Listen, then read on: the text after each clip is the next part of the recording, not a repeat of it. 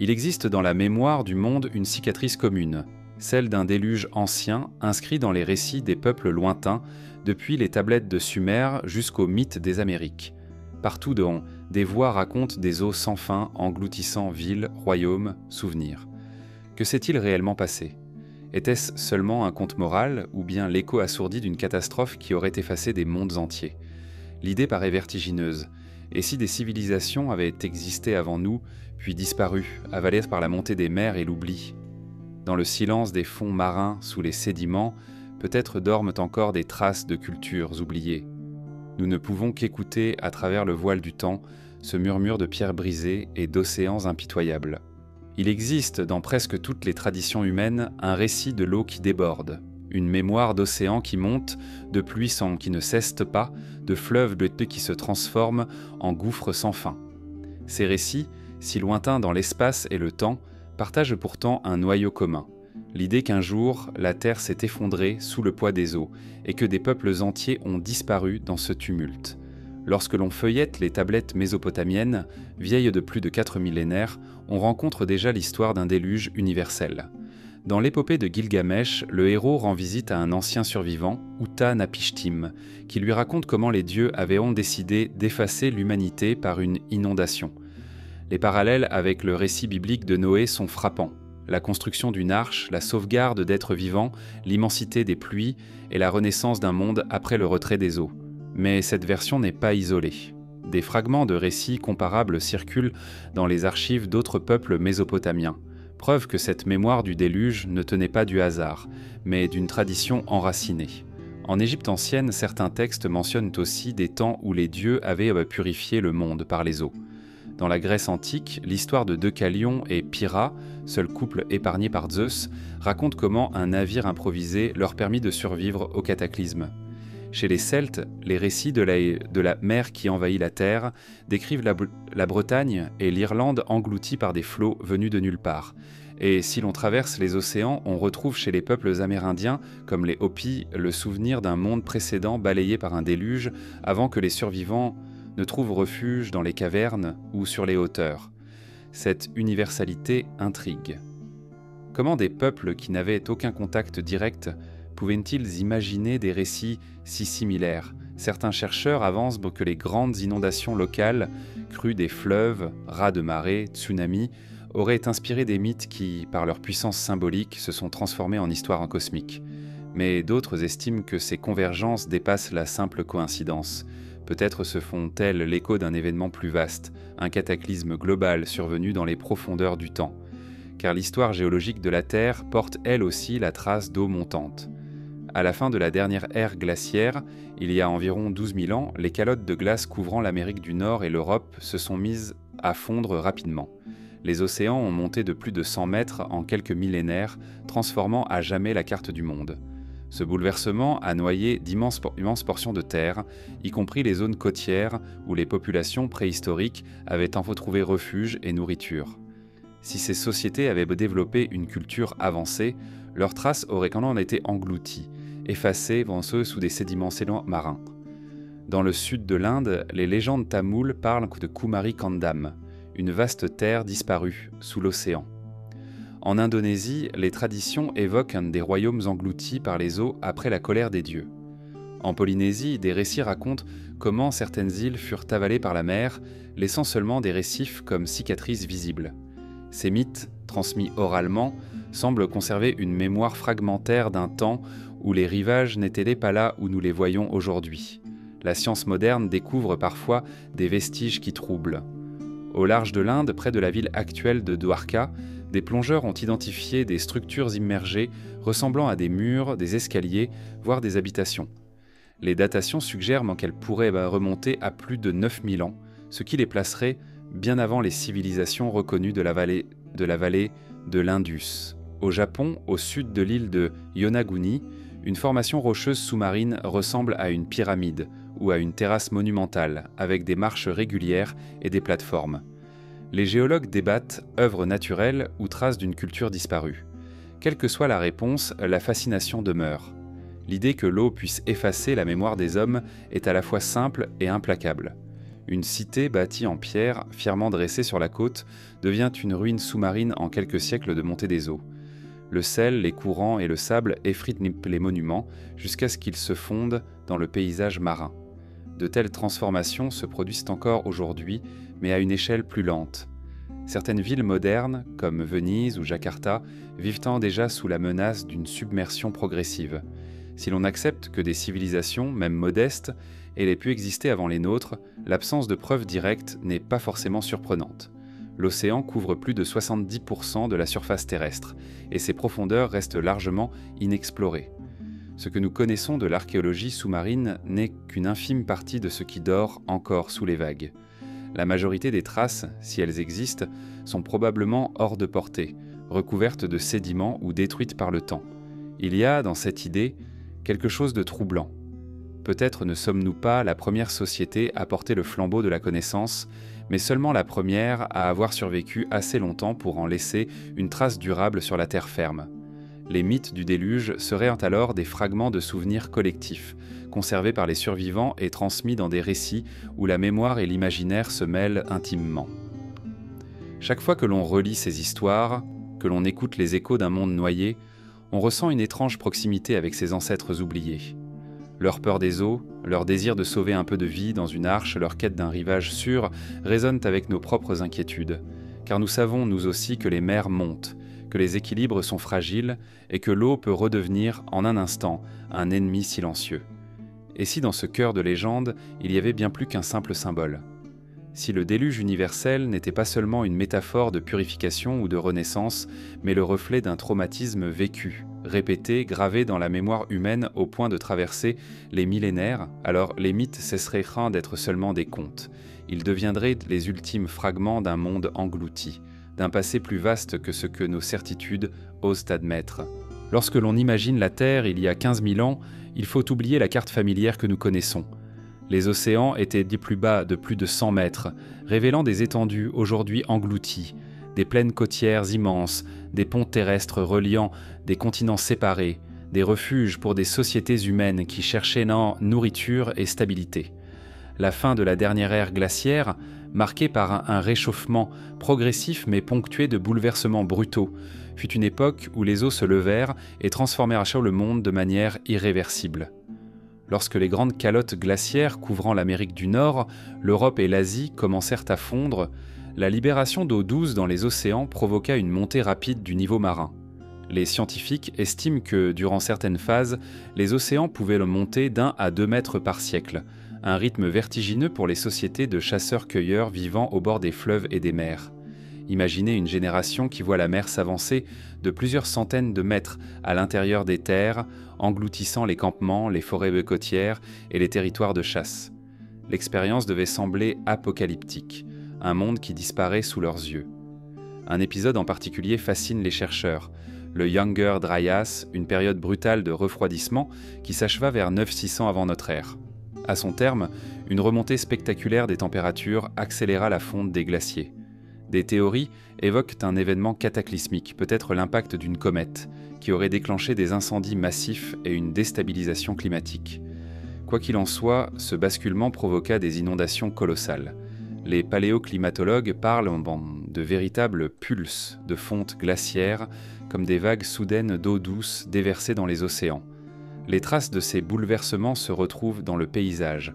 En Amérique du Nord, les plaines du Missoula et du Columbia conservent l'empreinte de gigantesques inondations provoquées par la rupture de lacs glaciaires. On parle de torrents capables de transporter des blocs de roches plus grands que des maisons, de vagues d'une puissance telle qu'elles sculptèrent des vallées entières en quelques jours.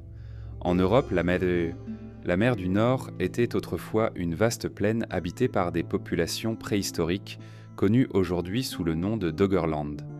Il y a 8000 ans, cette terre fertile fut lentement submergée, isolant définitivement la Grande-Bretagne du continent. Ces changements n'étaient pas seulement géographiques. Ils transformèrent aussi les équilibres sociaux et culturels. Des communautés entières furent contraintes de migrer, abandonnant les zones côtières qu'elles occupaient depuis des générations. Les savoirs liés à la mer, aux poissons, aux marées, durent se recomposer ailleurs, souvent dans des conditions précaires. Certains chercheurs avancent que les mythes du déluge trouvent de leur origine dans cette mémoire traumatique. La montée inexorable des eaux qui détruit tout et l'impuissance des hommes face à la force d'un océan qui ne cesse de croître. Dans le Proche-Orient, la fin de l'ère glaciaire transforma les paysages fluviaux. Les vallées du Tigre et de l'Euphrate, fertiles mais vulnérables, connurent en discutant des crues soudaines alimentées par les changements climatiques et l'effondrement des glaciers voisins. Les communautés mésolithiques, déjà sédentarisées dans certaines régions, vécurent probablement ces bouleversements comme un cataclysme. Les récits de purification par les eaux pourraient ainsi avoir jailli de cette expérience directe, inscrite ensuite dans les tablettes d'argile sous la forme de mythes universels.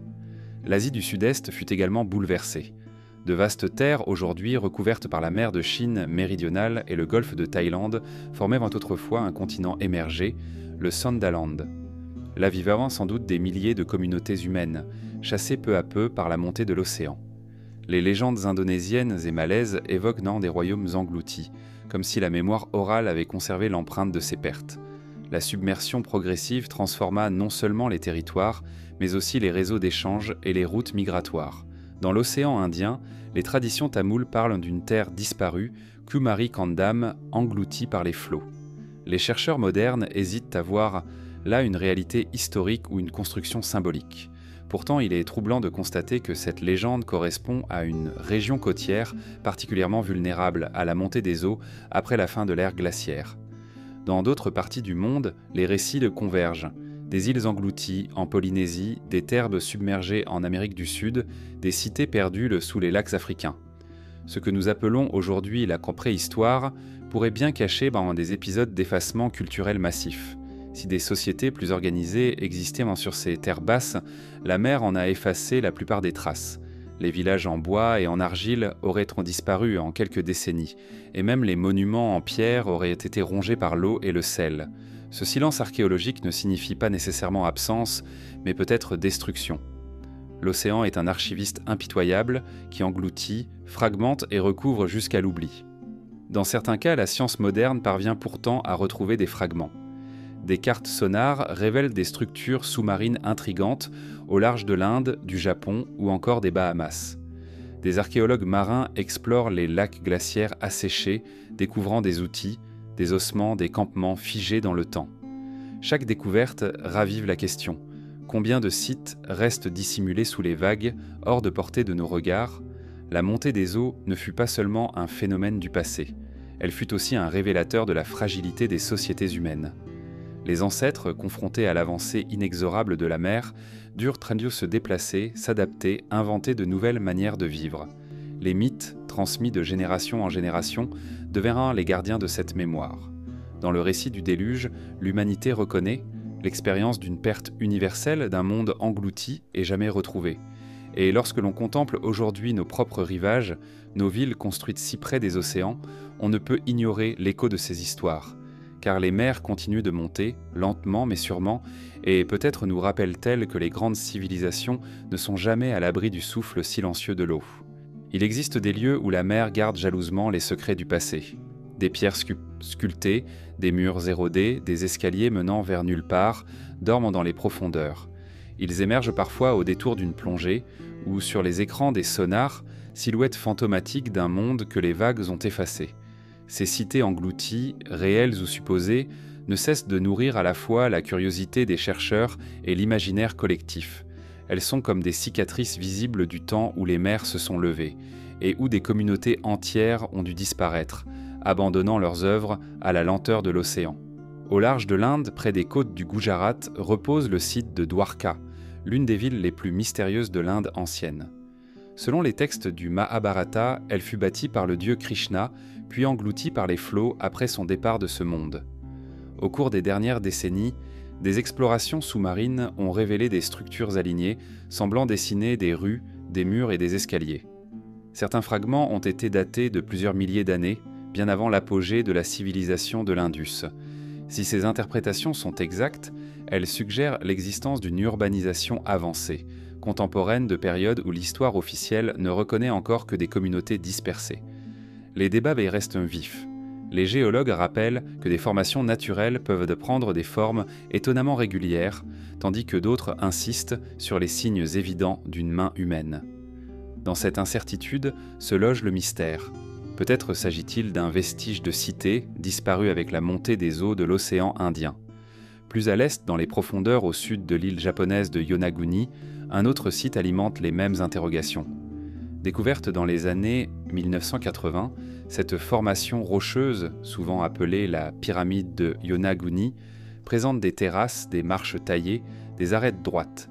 Certains y voient une œuvre humaine remontant à près de 10 000 ans, époque où ces terres étaient encore émergées.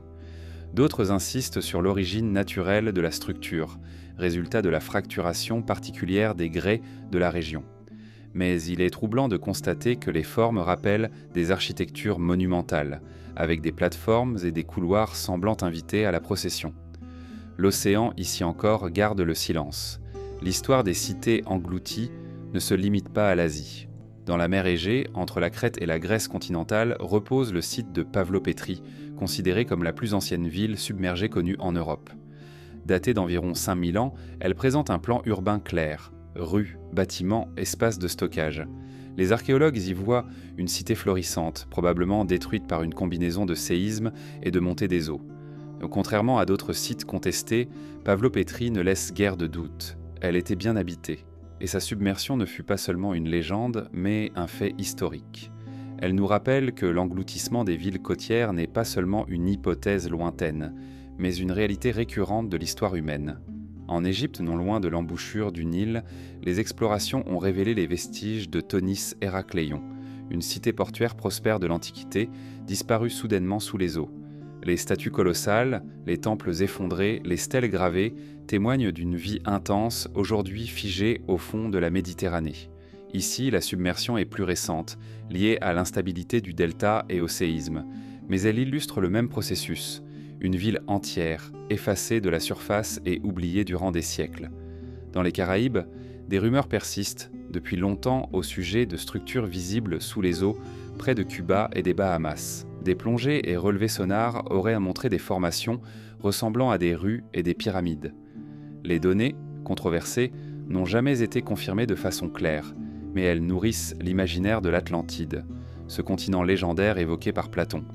Les sceptiques parlent de formation géologique. Les passionnés y voient la preuve d'un monde oublié. Entre science et rêve, ces structures continuent d'attirer l'attention, rappelant à quel point l'océan cache encore ses secrets. Les cités englouties les fascinent parce qu'elles incarnent une contradiction. Elles sont à la fois tangibles et insaisissables.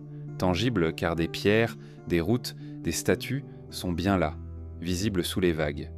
Insaisissables car leur contexte, leur histoire, leur signification se dissolvent avec les siècles et les courants. Même lorsque l'archéologie réussit à documenter un site, l'essentiel s'est déjà effacé. Les récits des habitants, les visages, les gestes quotidiens, tout ce qui donne vie à des murs de pierre. Cette perte nourrit une certaine mélancolie. Nous contemplons ces ruines comme des miroirs de notre propre fragilité. Nos villes modernes, bâties sur les littoraux, paraissent stables et solides. Mais que restera-t-il d'elles dans 10 000 ans si les mers continuent de monter ? L'image de Dwarka ou de Pavlopétrie devient alors une préfiguration. Comme un avertissement venu d'un temps ancien, rien de ce que nous construisons au bord de l'eau n'est éternel. Certains chercheurs s'interrogent, et si ces cités englouties n'étaient que les vestiges visibles d'un phénomène beaucoup plus vaste ? Pour chaque site découvert, combien dorment encore sous les sédiments, hors de portée des plongeurs et des machines ? Les océans recèlent peut-être des milliers de traces de communautés disparues, de ports, de villages, de monuments. Chaque découverte nous rappelle que la carte du monde d'hier ne ressemblait pas à celle d'aujourd'hui. Ces cités sont aussi des carrefours entre mémoire et oubli. Les mythes souvent s'enracinent dans ces pertes. Lorsque les traditions indiennes parlent de Dwarka, ou que les récits japonais évoquent des royaumes engloutis, peut-être se souviennent-ils d'événements réels, transmis sous forme symbolique. La mémoire orale, elle, a traversé les millénaires là où les pierres n'ont pas résisté. Dans ce sens, les cités englouties sont à la fois vestiges matériels et résonances mythologiques, double miroir d'un passé effacé. Lorsque les archéologues explorent ces sites, ils ne trouvent pas seulement des objets ou des pierres. Ils se confrontent à une question plus vaste, celle de la permanence. L'eau est une force d'oubli, mais aussi de conservation paradoxale. Ce qui repose sous la mer échappe souvent au pillage et à l'érosion de l'air. Les statues de Thonis Héracléon, par exemple, ont conservé une beauté intacte, figée par la mer. L'océan détruit et protège à la fois, gardien silencieux d'un temps perdu. Ainsi, les cités englouties nous laissent avec une impression étrange. Elles prouvent que l'humanité a déjà connu des effacements radicaux et elles suggèrent qu'il existe peut-être des pans entiers de l'histoire qui nous échappent encore. Chaque mur découvert sous les vagues soulève plus de questions qu'il n'apporte de réponses. Qui vivait là? Quel savoir possédait Urtel? Pourquoi leurs traces se limitent-elles à ces fantômes sous-marins? En suivant les pierres noyées de Dwarka, les marches de Yonaguni ou les rues silencieuses de Pavlopétrie, on entend peut-être dans le clapotis de l'eau un écho ancien, celui des pas, des voix, des vies effacées par la montée des mers. Ces cités englouties sont des rappels. Elles témoignent que l'histoire humaine n'est jamais linéaire, qu'elle porte en elle des absences, des gouffres, des mémoires noyées que nous ne faisons qu'effleurer. Dans la chaleur sèche de la Mésopotamie, au cœur de terre craquelée par le soleil, des fragments d'argile ont traversé le temps comme de fragiles messagers. Ces tablettes, gravées de signes cunéiformes, sont les plus anciennes archives que l'humanité ait laissées derrière elle. Elles parlent de commerce, d'impôts, de guerres et de rois. Mais parmi ces écritures du quotidien, certaines racontent une histoire plus vaste, un récit où la mémoire des hommes rejoint celle des dieux, l'histoire d'un grand déluge. Dans l'épopée de Gilgamesh, l'un des textes fondateurs de l'humanité, le héros rencontre un être mystérieux, Uta-Napishtim, survivant d'un cataclysme divin. Les dieux, exaspérés par le tumulte des hommes, avaient décidé de les effacer sous les eaux. Mais l'un d'eux, compatissant, lui murmura un avertissement. « Construis une embarcation, lui dit-il. Sauve ta famille, tes animaux, tes biens essentiels. » Lorsque la pluie tomba sans relâche et que les fleuves gonflèrent jusqu'à recouvrir la terre entière, Uta-Napishtim survécut sur son navire, dérivant jusqu'à ce que les eaux se retirent. L'histoire est saisissante, car elle résonne étrangement avec celle, plus connue, de Noé et de son arche. Ces parallèles ne sont pas un hasard. Bien avant que la Bible ne soit rédigée, les peuples mésopotamiens avaient déjà gravé leur mémoire du déluge sur l'argile. Dans l'épopée d'Atrahasis, encore plus ancienne, on retrouve la même trame. Les dieux décident pour d'effacer l'humanité par une inondation, un survivant reçoit l'ordre de construire un bateau, et l'après-déluge voit naître un monde renouvelé. Le récit biblique semble être un héritier de cette tradition, adapté et transformé par les cultures qui se succédèrent dans le croissant fertile. Ces textes ne se contentent pas de raconter une catastrophe. Ils portent en eux une inquiétude universelle, et si tout ce que nous bâtissons pouvait être balayé par une force naturelle que nous ne comprenons pas. La pluie, dans ces récits, n'est pas seulement de l'eau, elle est un instrument de justice, de purification, mais aussi d'oubli. Les dieux décident de recommencer le monde, et les hommes doivent en s'incliner. Mais ce qui fascine, c'est que ces histoires ne furent pas oubliées. Elles furent recopiées, transmises, gravées encore et encore, comme si les anciens savaient que la mémoire du déluge devait absolument survivre. Les tablettes d'argile, malgré leur fragilité, résistent de mieux que le papyrus ou le parchemin. Brisées en 1000 morceaux, elles peuvent néanmoins être réassemblées. C'est ainsi que dans les bibliothèques de Ninive et de Babylone, on a retrouvé des fragments de récits qui avaient traversé les millénaires. Quand George Smith, au XIXe siècle, lut pour la première fois l'histoire du déluge sur une tablette assyrienne, il fut frappé par sa ressemblance avec l'Ancien Testament.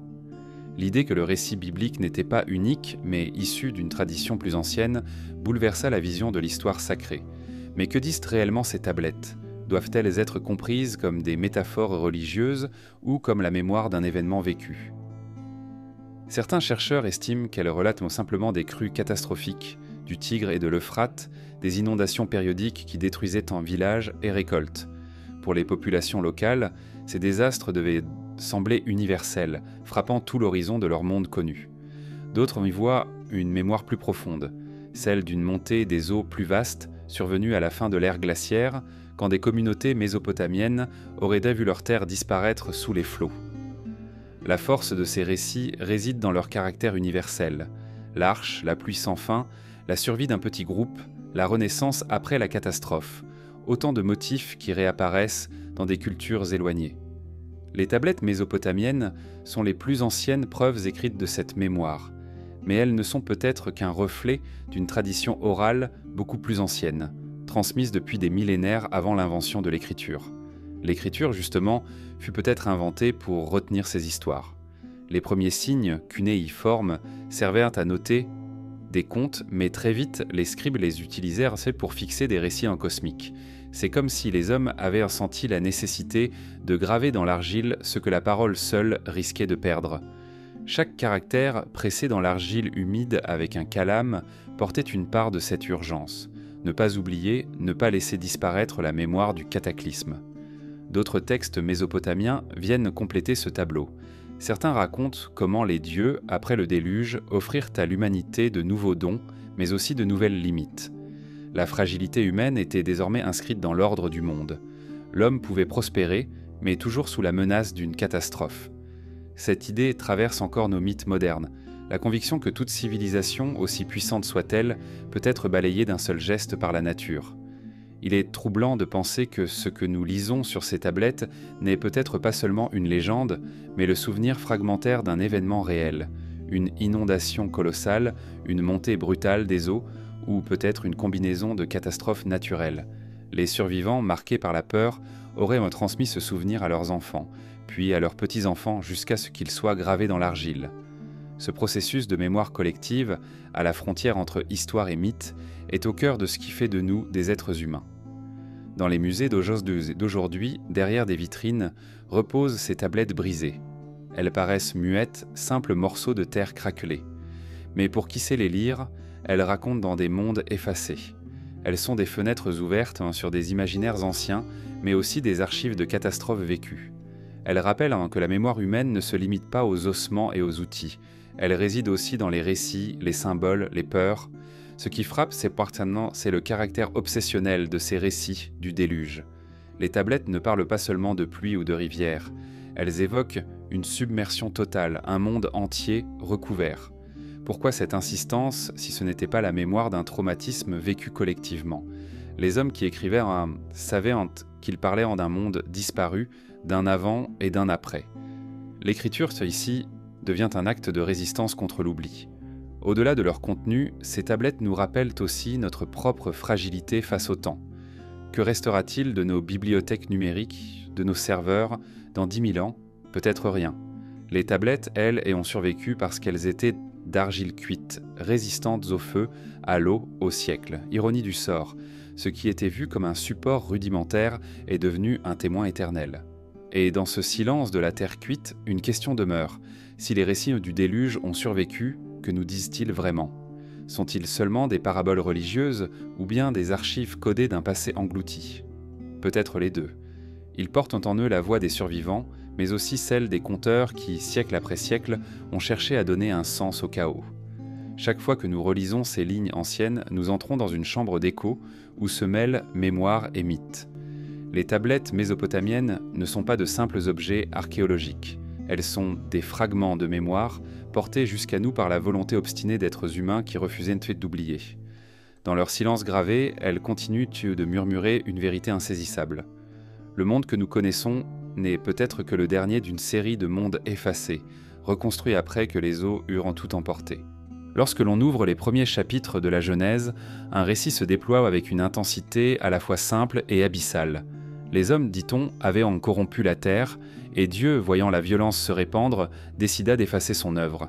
L'humanité entière devait disparaître, noyée sous des pluies ininterrompues et des vagues venues des profondeurs. Mais un homme, Noé, trouva grâce. Dieu lui ordonna de construire une arche, un vaisseau de bois colossal, capable d'abriter sa famille et un échantillon de toutes les créatures vivantes. Les eaux couvrirent la terre 40 jours et 40 nuits, engloutissant montagnes et vallées, avant de se retirer.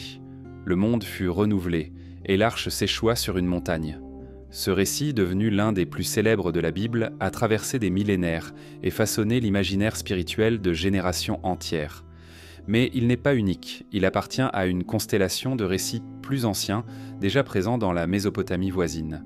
La proximité entre l'histoire de Noé et celle de Uta-Napishtim ou d'Atrahasis, inscrite sur l'Atpansam sur les tablettes d'argile, est trop frappante pour être fortuite.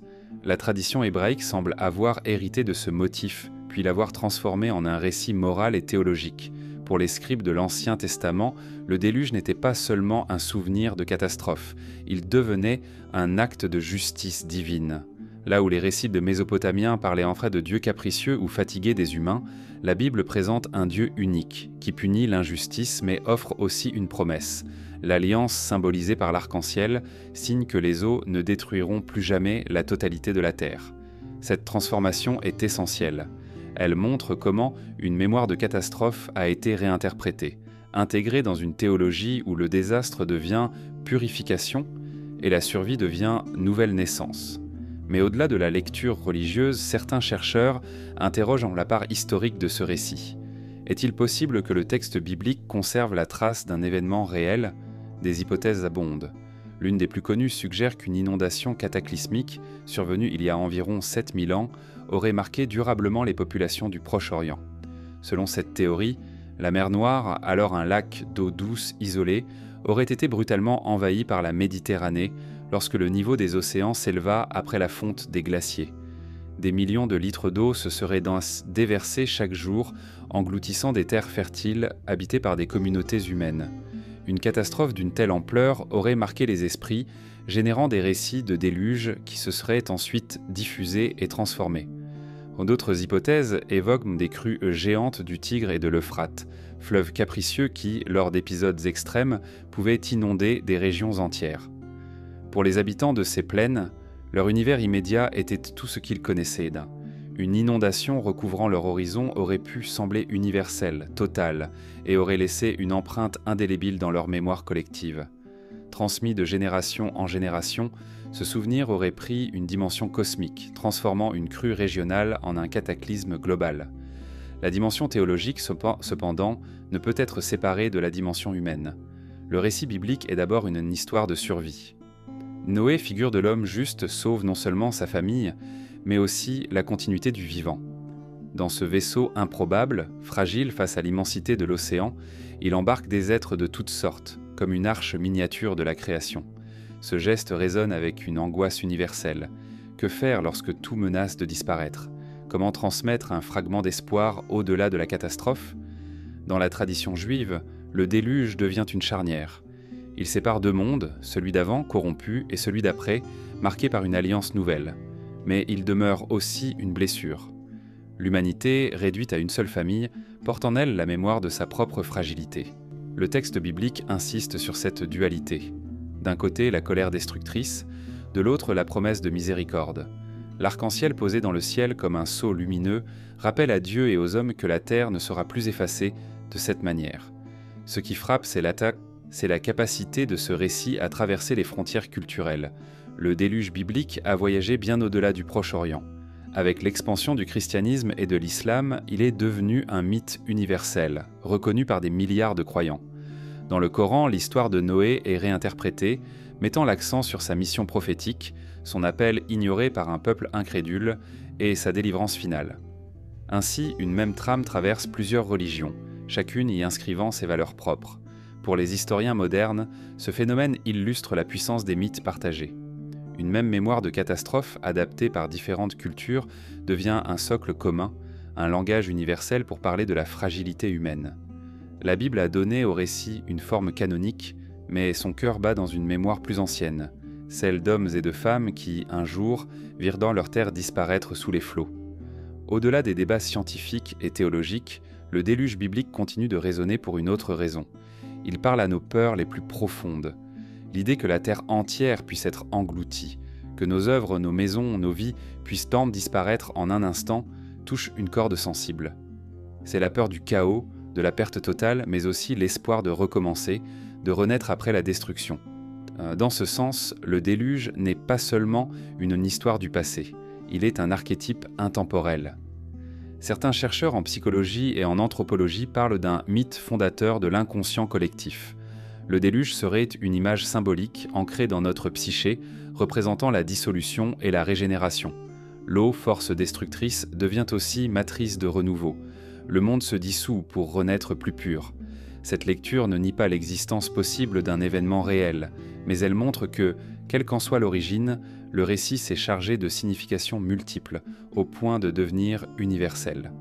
Dans le paysage biblique, le déluge s'inscrit également dans une longue série de récits où l'eau joue un rôle de frontière. De la mer Rouge qui s'ouvre devant Moïse aux rivières d'eau symboliques de l'Apocalypse, l'eau est toujours ambivalente. Obstacle et salut, menace et passage. L'histoire de Noé est l'archétype de cette ambivalence. Le même élément qui détruit devient celui qui sauve. Le flot qui emporte tout porte aussi l'arche qui préservera la vie. Et lorsque nous relisons aujourd'hui ce récit, il ne peut manquer d'éveiller en nous une résonance contemporaine. Nos propres rivages sont menacés par la montée des mers, nos villes côtières vivent sous la pression des océans qui avancent. Le déluge n'appartient plus seulement au passé, il devient une métaphore pressante de notre futur. Comme les anciens, nous nous demandons, que restera-t-il de notre monde si les eaux se lèvent encore ? Ainsi, le déluge biblique, au-delà de sa portée spirituelle, reste une énigme. Est-il la mémoire d'un événement réel, déformé et magnifié par des générations successives ? Est-il une parabole religieuse destinée à enseigner l'humilité et la justice ? Ou bien est-il les deux à la fois ? Souvenir d'un désastre vécu et message intemporel sur la fragilité humaine. Le texte ne tranche pas. Il laisse place au doute, au silence, à cette frontière incertaine où l'histoire et le mythe se confondent. Ce silence, peut-être, est le plus mystérieux, car derrière les mots de la Genèse, on devine l'écho d'une expérience universelle, celle d'avoir tout perdu face à l'eau et d'avoir trouvé, malgré tout, un chemin vers la survie. Si l'on traverse les océans et que l'on pose le regard sur les vastes continents du Nouveau Monde, on découvre que là aussi, dans les traditions les plus anciennes, résonne l'écho d'eau déchaînée. Les peuples des Amériques, séparés depuis des millénaires des cultures de l'Ancien Monde, conservent pourtant des récits qui semblent chanter la même mélodie sombre, celle d'un monde noyé, détruit, puis recréé. Ces voix venues des Andes, des plaines nord-américaines ou des forêts mayas portent une mémoire étrange et universelle. Chez les Mayas, les textes sacrés du Popol Vuh parlent de cycles de création et de destruction. Les dieux, insatisfaits de leur première tentative de façonner l'humanité, détruisirent plusieurs générations d'êtres avant de parvenir à l'homme actuel. Parmi ces destructions, certains récits évoquent l'eau comme instrument de purification. Le monde fut submergé, les montagnes englouties, et seuls quelques survivants purent trouver refuge sur des hauteurs. Ici, le déluge n'est pas seulement une punition, mais une étape dans une vaste cosmologie cyclique où l'univers renaît à plusieurs reprises. L'eau, force destructrice, devient aussi la matrice d'un recommencement. Dans les Andes, la mémoire est tout aussi vive. Les récits incas parlent de Viracocha, le dieu créateur, qui aurait envoyé un grand déluge pour effacer les premiers habitants de la Terre. Selon ces légendes, seuls quelques hommes survécurent en se réfugiant dans des grottes ou sur les plus hauts sommets, là où les eaux ne pouvaient les atteindre. Ce souvenir est particulièrement frappant dans un territoire marqué par des montagnes gigantesques, refuge naturel contre l'inondation. Le mythe andin raconte aussi comment Viracocha, après le retrait des eaux, parcourut le monde pour enseigner aux survivants l'art de reconstruire. L'image d'un dieu bienveillant, guidant l'humanité après une catastrophe, rappelle étrangement le rôle de divinité protectrice dans d'autres traditions. Chez les Hopis du sud-ouest nord-américain, la tradition orale parle de plusieurs mondes successifs. Le troisième monde, disent-ils, fut détruit par un grand déluge, parce que l'humanité avait oublié ses responsabilités spirituelles. Seuls quelques justes, guidés par l'araignée mythique et d'autres esprits, trouvèrent refuge dans des cavernes ou sur des radeaux de roseaux. De là, ils atteignirent le quatrième monde, celui où nous vivons aujourd'hui. Ce récit, transmis sans écriture, témoigne d'une mémoire d'effacement total, mais aussi de continuité. Les Hopis rappellent que le monde actuel est fragile, et qu'un cinquième monde pourrait un jour naître si l'homme oublie à nouveau l'équilibre. Les traditions d'Amérique centrale et du Mexique portent elles aussi l'empreinte de l'eau destructrice. Les Aztèques parlaient de soleils successifs, chaque époque du monde s'achevant par une catastrophe, feu, tremblement de terre, jaguar et parfois inondation. Le quatrième soleil, selon certains récits, aurait péri sous les flots, effaçant les hommes d'alors. Ces cycles de destruction et de renaissance trouvent des parallèles étonnants avec les cosmologies de l'Inde ou des Mayas, où l'univers est pensé comme une succession de créations et d'extinctions. Dans les régions amazoniennes, d'autres peuples racontent comment les eaux couvrirent la terre entière, forçant les survivants à se réfugier dans les arbres ou sur les rares collines qui demeuraient au-dessus des flots. Les récits parlent parfois d'animaux sauvés par miracle, portés sur des troncs flottants, rappelant l'idée d'un sauvetage sélectif de la vie, motif universel des mythes du déluge. Ce qui frappe dans ces récits, c'est leur ancienneté supposée. Aucun contact direct ne liait les Amériques aux cultures mésopotamiennes ou méditerranéennes avant l'époque moderne. Pourtant, la mémoire du déluge s'y retrouve avec une intensité comparable. Les anthropologues y voient une preuve que de grandes catastrophes naturelles, vécues à des époques reculées, laissèrent une empreinte durable dans l'imaginaire des peuples. Les crues soudaines, les lacs qui débordent, les tsunamis provoqués par des séismes ont pu nourrir ces récits. Mais la convergence reste troublante. Pourquoi ce motif si universel de la submersion totale ? Une hypothèse évoquée par certains chercheurs est celle d'un souvenir lointain de la fin de l'ère glaciaire. Lorsque les glaciers fondirent, le continent américain connut aussi ces bouleversements. Les immenses lacs glaciaires, comme celui de Missoula, se rompirent brusquement, provoquant des inondations titanesques. Les plaines du nord-ouest des États-Unis gardent encore aujourd'hui les cicatrices de ces déluges, où des torrents équivalents à plusieurs fleuves Amazones déferlèrent en quelques jours. Pour des communautés préhistoriques, ces événements devaient sembler cosmiques, inexplicables, et furent sans doute transmis sous forme de récits de submersion totale. Mais il serait réducteur de ne voir dans ces légendes qu'une simple exagération de catastrophes locales. Leur portée symbolique dépasse la mémoire d'un événement. Le déluge, dans les Amériques comme ailleurs, incarne une rupture radicale dans la fin d'un monde et l'avènement d'un autre. Il marque un passage, une frontière entre deux époques, et rappelle que l'humanité vit toujours sous la menace d'une dissolution. Ces mythes, transmis oralement de génération en génération, ne furent-ils pas figés comme les récits mésopotamiens ou bibliques. Ils évoluèrent avec le temps, portés par les voix des anciens, répétés lors des cérémonies, gravés non sur l'argile mais dans la mémoire collective. Cette fluidité les rend difficiles à dater, mais elle leur confère une vitalité particulière. Dans certaines communautés autochtones, on raconte encore aujourd'hui l'histoire du grand déluge, non comme un souvenir lointain, mais comme un avertissement vivant. Les anthropologues notent aussi que ces récits s'accompagnent souvent de conseils pratiques. Ils enseignent la nécessité de se préparer, de respecter les forces de la nature, de chercher refuge dans les hauteurs ou les grottes. Ainsi, le mythe devient guide de survie, enraciné dans l'expérience concrète des peuples. Le déluge n'est pas seulement une punition divine ou une métaphore spirituelle, mais aussi un savoir transmis. Lorsque l'eau vient, il faut savoir où se réfugier. Dans cette multiplicité de traditions, une même tonalité revient, celle d'une perte irrémédiable. Le monde d'avant le déluge est toujours décrit comme différent, parfois plus prospère, parfois plus pur, mais toujours effacé. L'humanité actuelle vit dans l'après avec la conscience d'un manque, d'un vide laissé par un univers englouti. C'est cette mélancolie qui confère au mythe une profondeur particulière. Les survivants portent en eux le souvenir d'un monde meilleur, perdu à jamais, et cette nostalgie imprègne leurs récits. La mémoire des Amériques, inscrite dans ces traditions, rejoint donc celle des autres continents. Partout, les peuples racontent comment les eaux ont recouvert la terre, comment quelques survivants ont échappé à la destruction, et comment un nouveau monde est né. La distance géographique n'efface pas la parenté des récits. Peut-être s'agit-il d'un archétype universel, inscrit dans l'inconscient humain. Peut-être s'agit-il aussi de la trace d'événements réels, vécus par des sociétés oubliées. Aujourd'hui encore, dans certaines cérémonies Hopi ou Maya, les anciens rappellent le souvenir du grand déluge. Non pour parler d'un passé figé, mais pour avertir que le cycle pourrait se répéter. Les eaux, disent-ils, reviendront si l'humanité oublie ses devoirs. Cette vision cyclique, empreinte de sagesse, nous renvoie à une inquiétude contemporaine.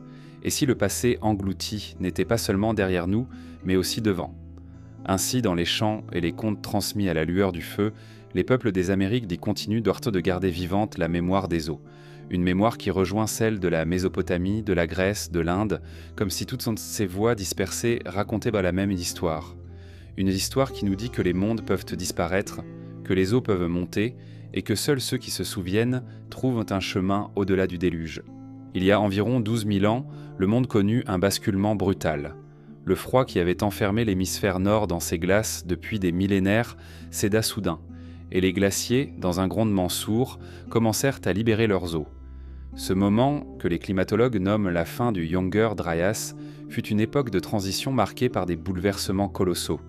Les rivières débordèrent, les mers montèrent, et des torrents d'une puissance inimaginable se déchaînèrent, sculptant des paysages que l'on peut encore voir aujourd'hui. Mais derrière ces faits géologiques, une question demeure. Que vécurent les hommes qui habitaient alors ces terres fragiles ? Comment transmirent-ils le souvenir de ces événements cataclysmiques ? Lorsque les glaciers cèdent, ce ne sont pas seulement des masses de glace qui disparaissent, mais des équilibres millénaires qui s'effondrent. D'immenses lacs glaciaires, retenus par des barrières de glace instables, cédant par à-coups. Leur rupture provoquait des inondations d'une ampleur presque inconcevable. Dans l'Amérique du Nord, le lac glaciaire Missoula, formé par la fonte des glaciers de l'Idaho et du Montana, se vida brutalement à plusieurs reprises. Chaque fois, des milliards de mètres cubes d'eau se libéraient, en quelques jours, ravageant les vallées en aval. Ces floods gigantesques ont laissé des cicatrices visibles, des champs de blocs erratiques, des canyons aux parois abruptes, des ondulations géantes imprimées dans le sol. Pour les chasseurs-cueilleurs qui vivaient dans ces plaines, cela devait ressembler à la fin du monde. De l'autre côté de l'Atlantique, l'Europe aussi connut ces cataclysmes. La fonte progressive des calottes recouvrant la Scandinavie et l'Europe du Nord libéra des torrents d'eau qui transformèrent devant les paysages. Des lacs immenses, aujourd'hui disparus, se vidaient brusquement, inondant les plaines alentours. Les scientifiques parlent de méga-floods, des déluges dont la puissance défie l'imagination moderne. Ces phénomènes, bien qu'expliqués aujourd'hui par la science, pouvaient difficilement être compris par les populations de l'époque. Pour elles, ces murs d'eau surgissant de nulle part étaient dans l'expression d'une colère divine, ou le signe d'un désordre cosmique. Mais certains chercheurs vont plus loin. Ils avancent que la fin brutale du Younger Dryas pourrait avoir été déclenchée par un événement extérieur, peut-être l'impact d'une comète ou d'un essaim de fragments célestes. Les traces de cette hypothèse se trouvent dans des couches de sédiments, où l'on a découvert des microsphères vitrifiées, des anomalies chimiques et des dépôts de carbone, signes possibles de vastes incendies déclenchés par un impact. Si tel fut le cas, les conséquences auraient été doubles. Incendies ravageant des continents entiers, suivis de la fonte accélérée des glaciers et d'inondations cataclysmiques. Un scénario qui pourrait expliquer pourquoi tant de mythes à travers le monde parlent non seulement d'un déluge, mais aussi de destructions associées, comme le feu et la fumée avant l'eau. En Eurasie, les Ronansa. Les récits mythologiques portent aussi des échos de ces bouleversements. Les légendes nordiques parlent d'un monde recouvert par la glace et le feu, puis régénéré par l'eau. Les traditions sibériennes racontent comment des rivières débordèrent pour punir les hommes. Ces histoires pourraient être les souvenirs fragmentaires d'événements géologiques transmis oralement sur des milliers d'années. Ce qui est frappant, c'est la rapidité de ces changements. Pour nous, les bouleversements climatiques se mesurent souvent en décennies ou en siècles. Mais à la fin du Younger Dryas, certains événements se sont produits en quelques années, voire en quelques saisons. Des glaciers qui avaient semblé éternels depuis des millénaires disparurent presque sous les yeux des générations humaines. Les hommes qui vivaient à cette époque, déjà organisés en groupes mobiles, durent enfuir, chercher des terres nouvelles, réinventer leur mode de survie. Leurs expériences de votre âme devant être marquées par l'angoisse. La terre ferme se transformait. Les rivières s'en allaient changer de cours, les côtes reculaient inexorablement. Ces bouleversements géologiques ne furent pas seulement des drames, ils façonnèrent aussi le monde que nous connaissons. La montée des océans de plus de 100 mètres à la fin de l'ère glaciaire redessina la carte des continents. Des régions entières furent englouties, le Doggerland, vaste plaine reliant la Grande-Bretagne au continent européen, disparut sous les eaux de la mer du Nord. Dans l'océan Indien, des terres aujourd'hui submergées formaient autrefois des zones fertiles que les populations durent abandonner. Ce sont ces disparitions qui nourrissent peut-être les souvenirs de continents perdus comme Kumari-Kandam en Inde ou l'Atlantide évoquée par Platon. L'impact de ces cataclysmes sur l'émergence des civilisations est une question fascinante. Certains chercheurs suggèrent que la nécessité de s'adapter à un environnement en transformation rapide aurait stimulé l'ingéniosité humaine. La domestication des plantes et des animaux, le passage au néolithique, coïncident avec cette période de bouleversement. Comme si, face à l'instabilité du climat et à la disparition de leur territoire, on avait dû inventer de nouvelles manières de vivre, plus solides, plus organisées. Le déluge aurait alors été à la fois une fin et un commencement. La mémoire de ces inondations colossales pourrait expliquer pourquoi tant de cultures parlent d'un monde englouti et d'une humanité réduite à quelques survivants. Dans un groupe de quelques centaines d'individus, voir son territoire recouvert par un lac ou un fleuve en furie suffisait à marquer à jamais la mémoire collective. Ce souvenir, transmis de génération en génération, se serait transformé en mythe du déluge universel. Mais le plus troublant, c'est la possibilité que des sociétés avancées, installées dans ces plaines fertiles, aient été littéralement effacées. Si des villages, des cultures ou même de petites civilisations côtières existaient avant la montée des mers, elles ont pu disparaître corps et biens, leurs traces perdues sous les sédiments marins.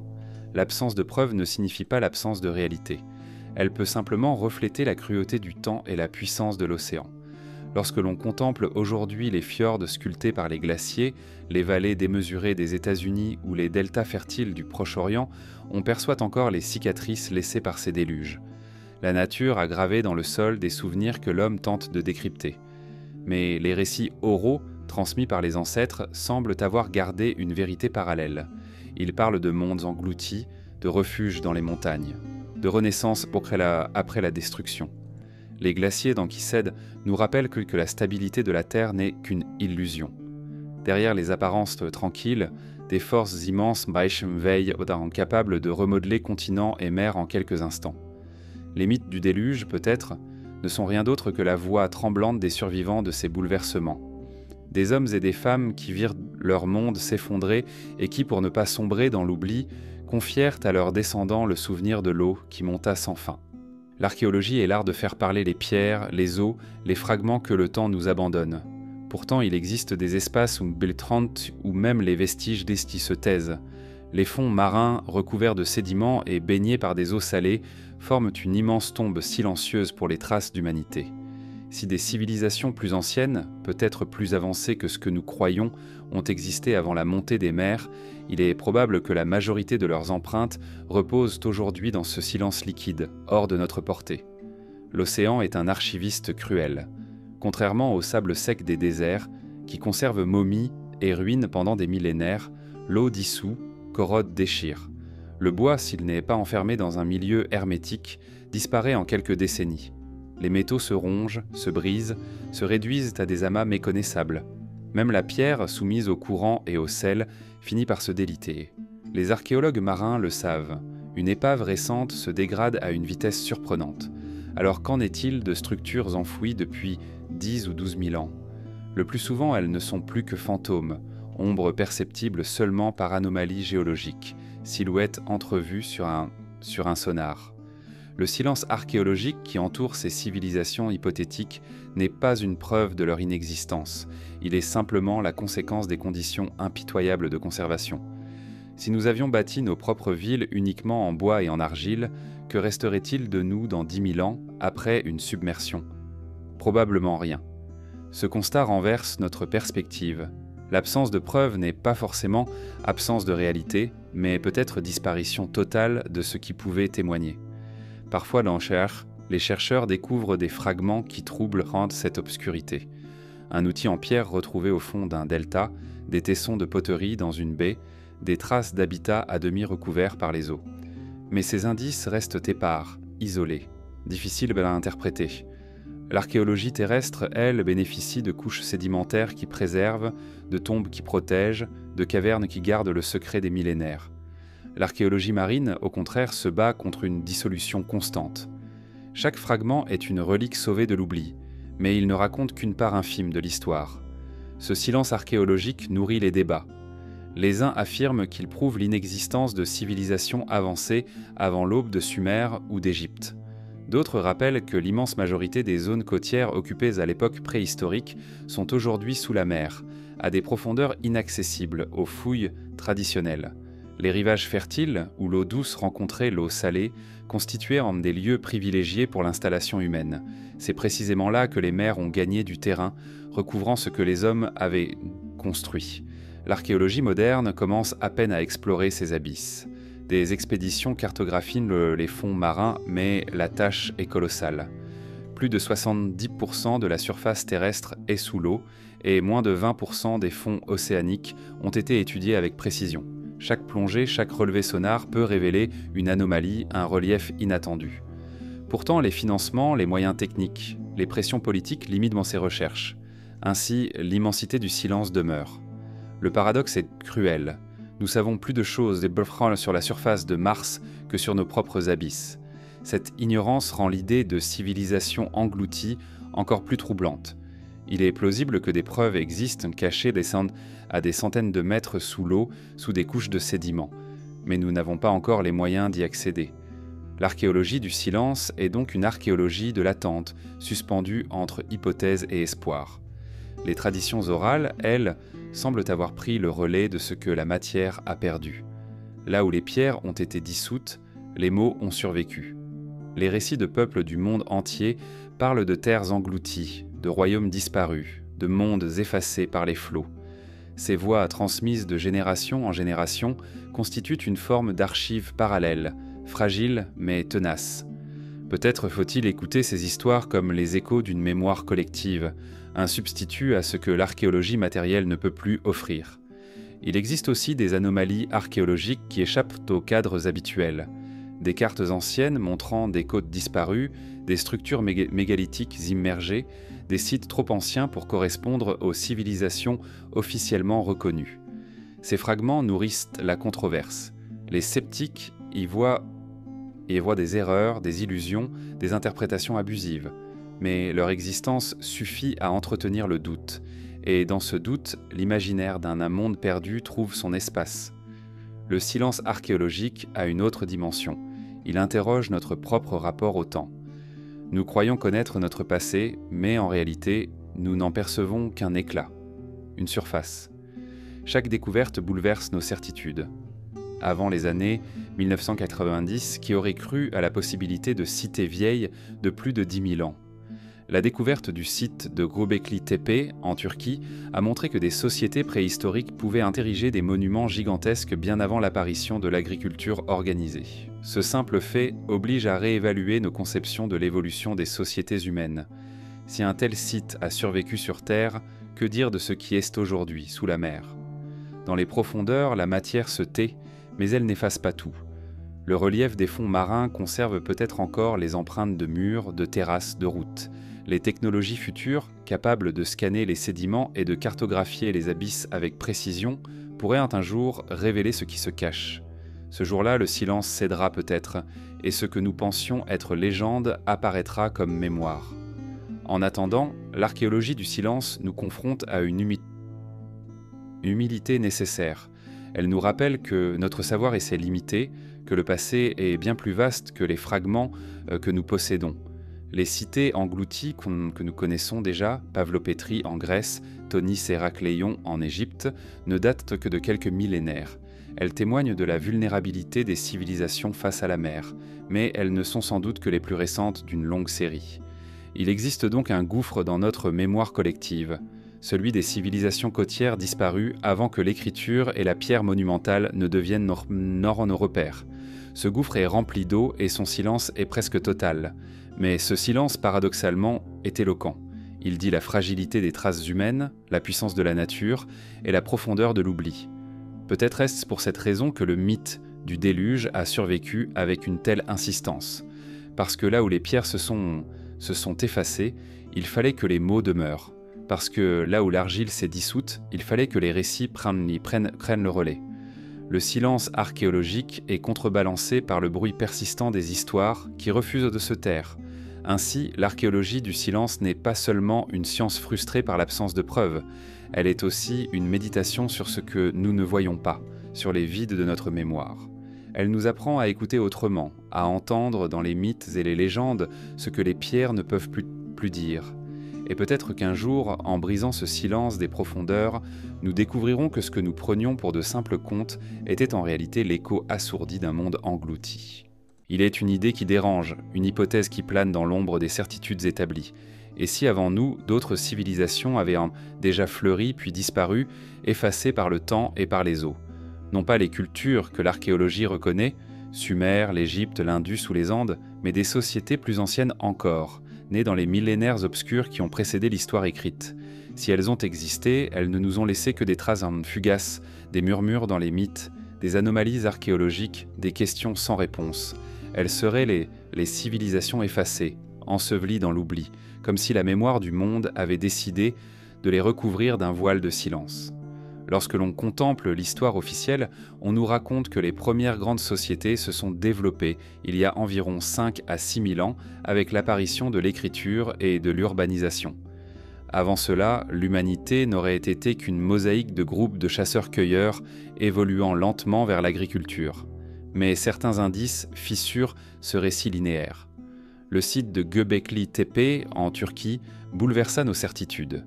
Édifié il y a plus de 11 000 ans, soit bien avant l'invention supposée de l'agriculture organisée, il se compose de monuments mégalithiques impressionnants, cercles de pierres sculptées, piliers ornés d'animaux et de symboles. L'existence d'un tel site, dans une époque que l'on croyait trop primitive pour de telles réalisations, suggère que nos ancêtres avaient atteint des niveaux d'organisation et de créativité que nous n'imaginions pas. Göbekli Tepe est devenu le témoin d'un monde oublié, un fragment d'une civilisation dont nous savons presque rien.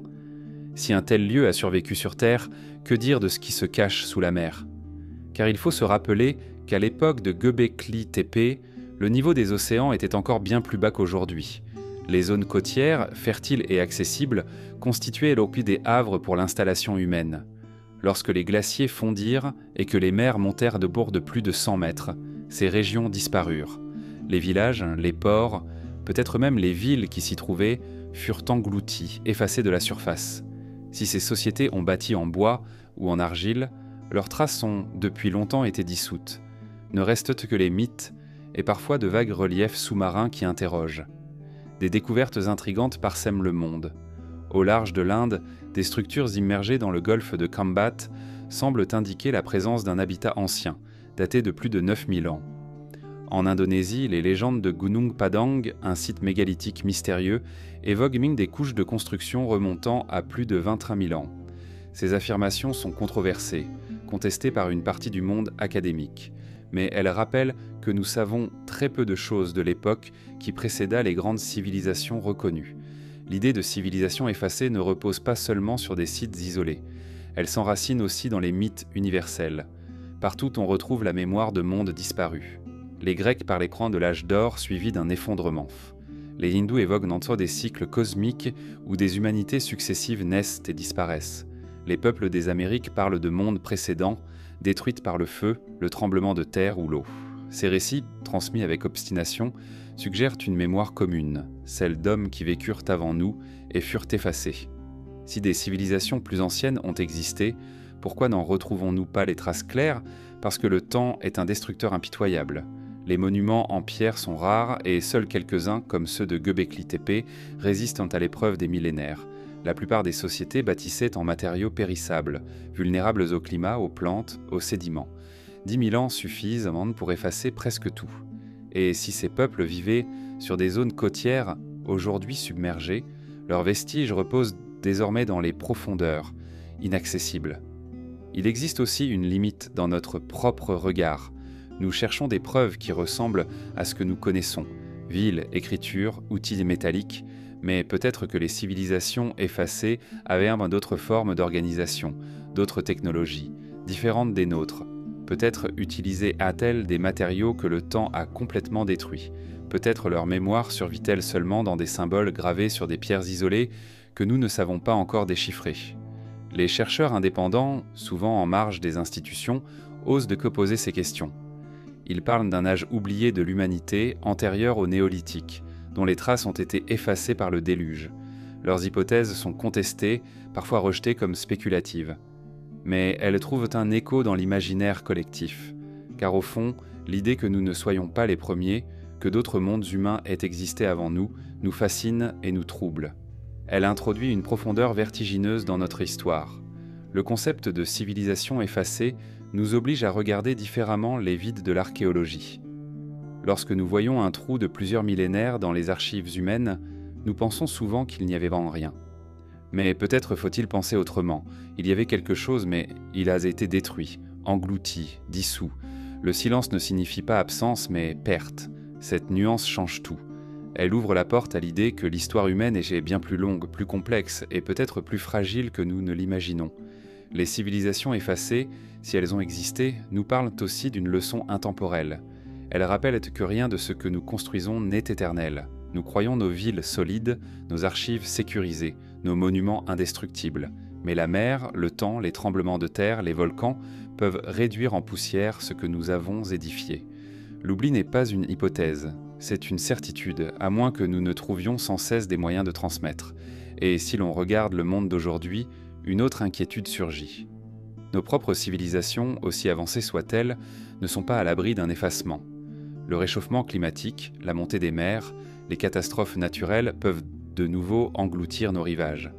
Peut-être que dans 10 000 ans, d'autres hommes se demanderont ce que nous avons été et trouveront seulement quelques fragments, quelques ruines, quelques mythes. Comme nous, ils s'interrogeront sur l'existence de civilisations disparues. Ainsi, les civilisations effacées ne sont pas seulement une hypothèse du passé. Elles sont aussi un miroir tendu vers notre présent et notre futur. Elles nous disent que la mémoire est fragile, que l'histoire peut disparaître en un instant et que les mythes sont parfois les seuls à survivre. Derrière chaque légende de déluge, de terre engloutie, d'âge d'or perdu, il y a peut-être le souvenir d'un monde qui fut réel, mais que les eaux ont effacé.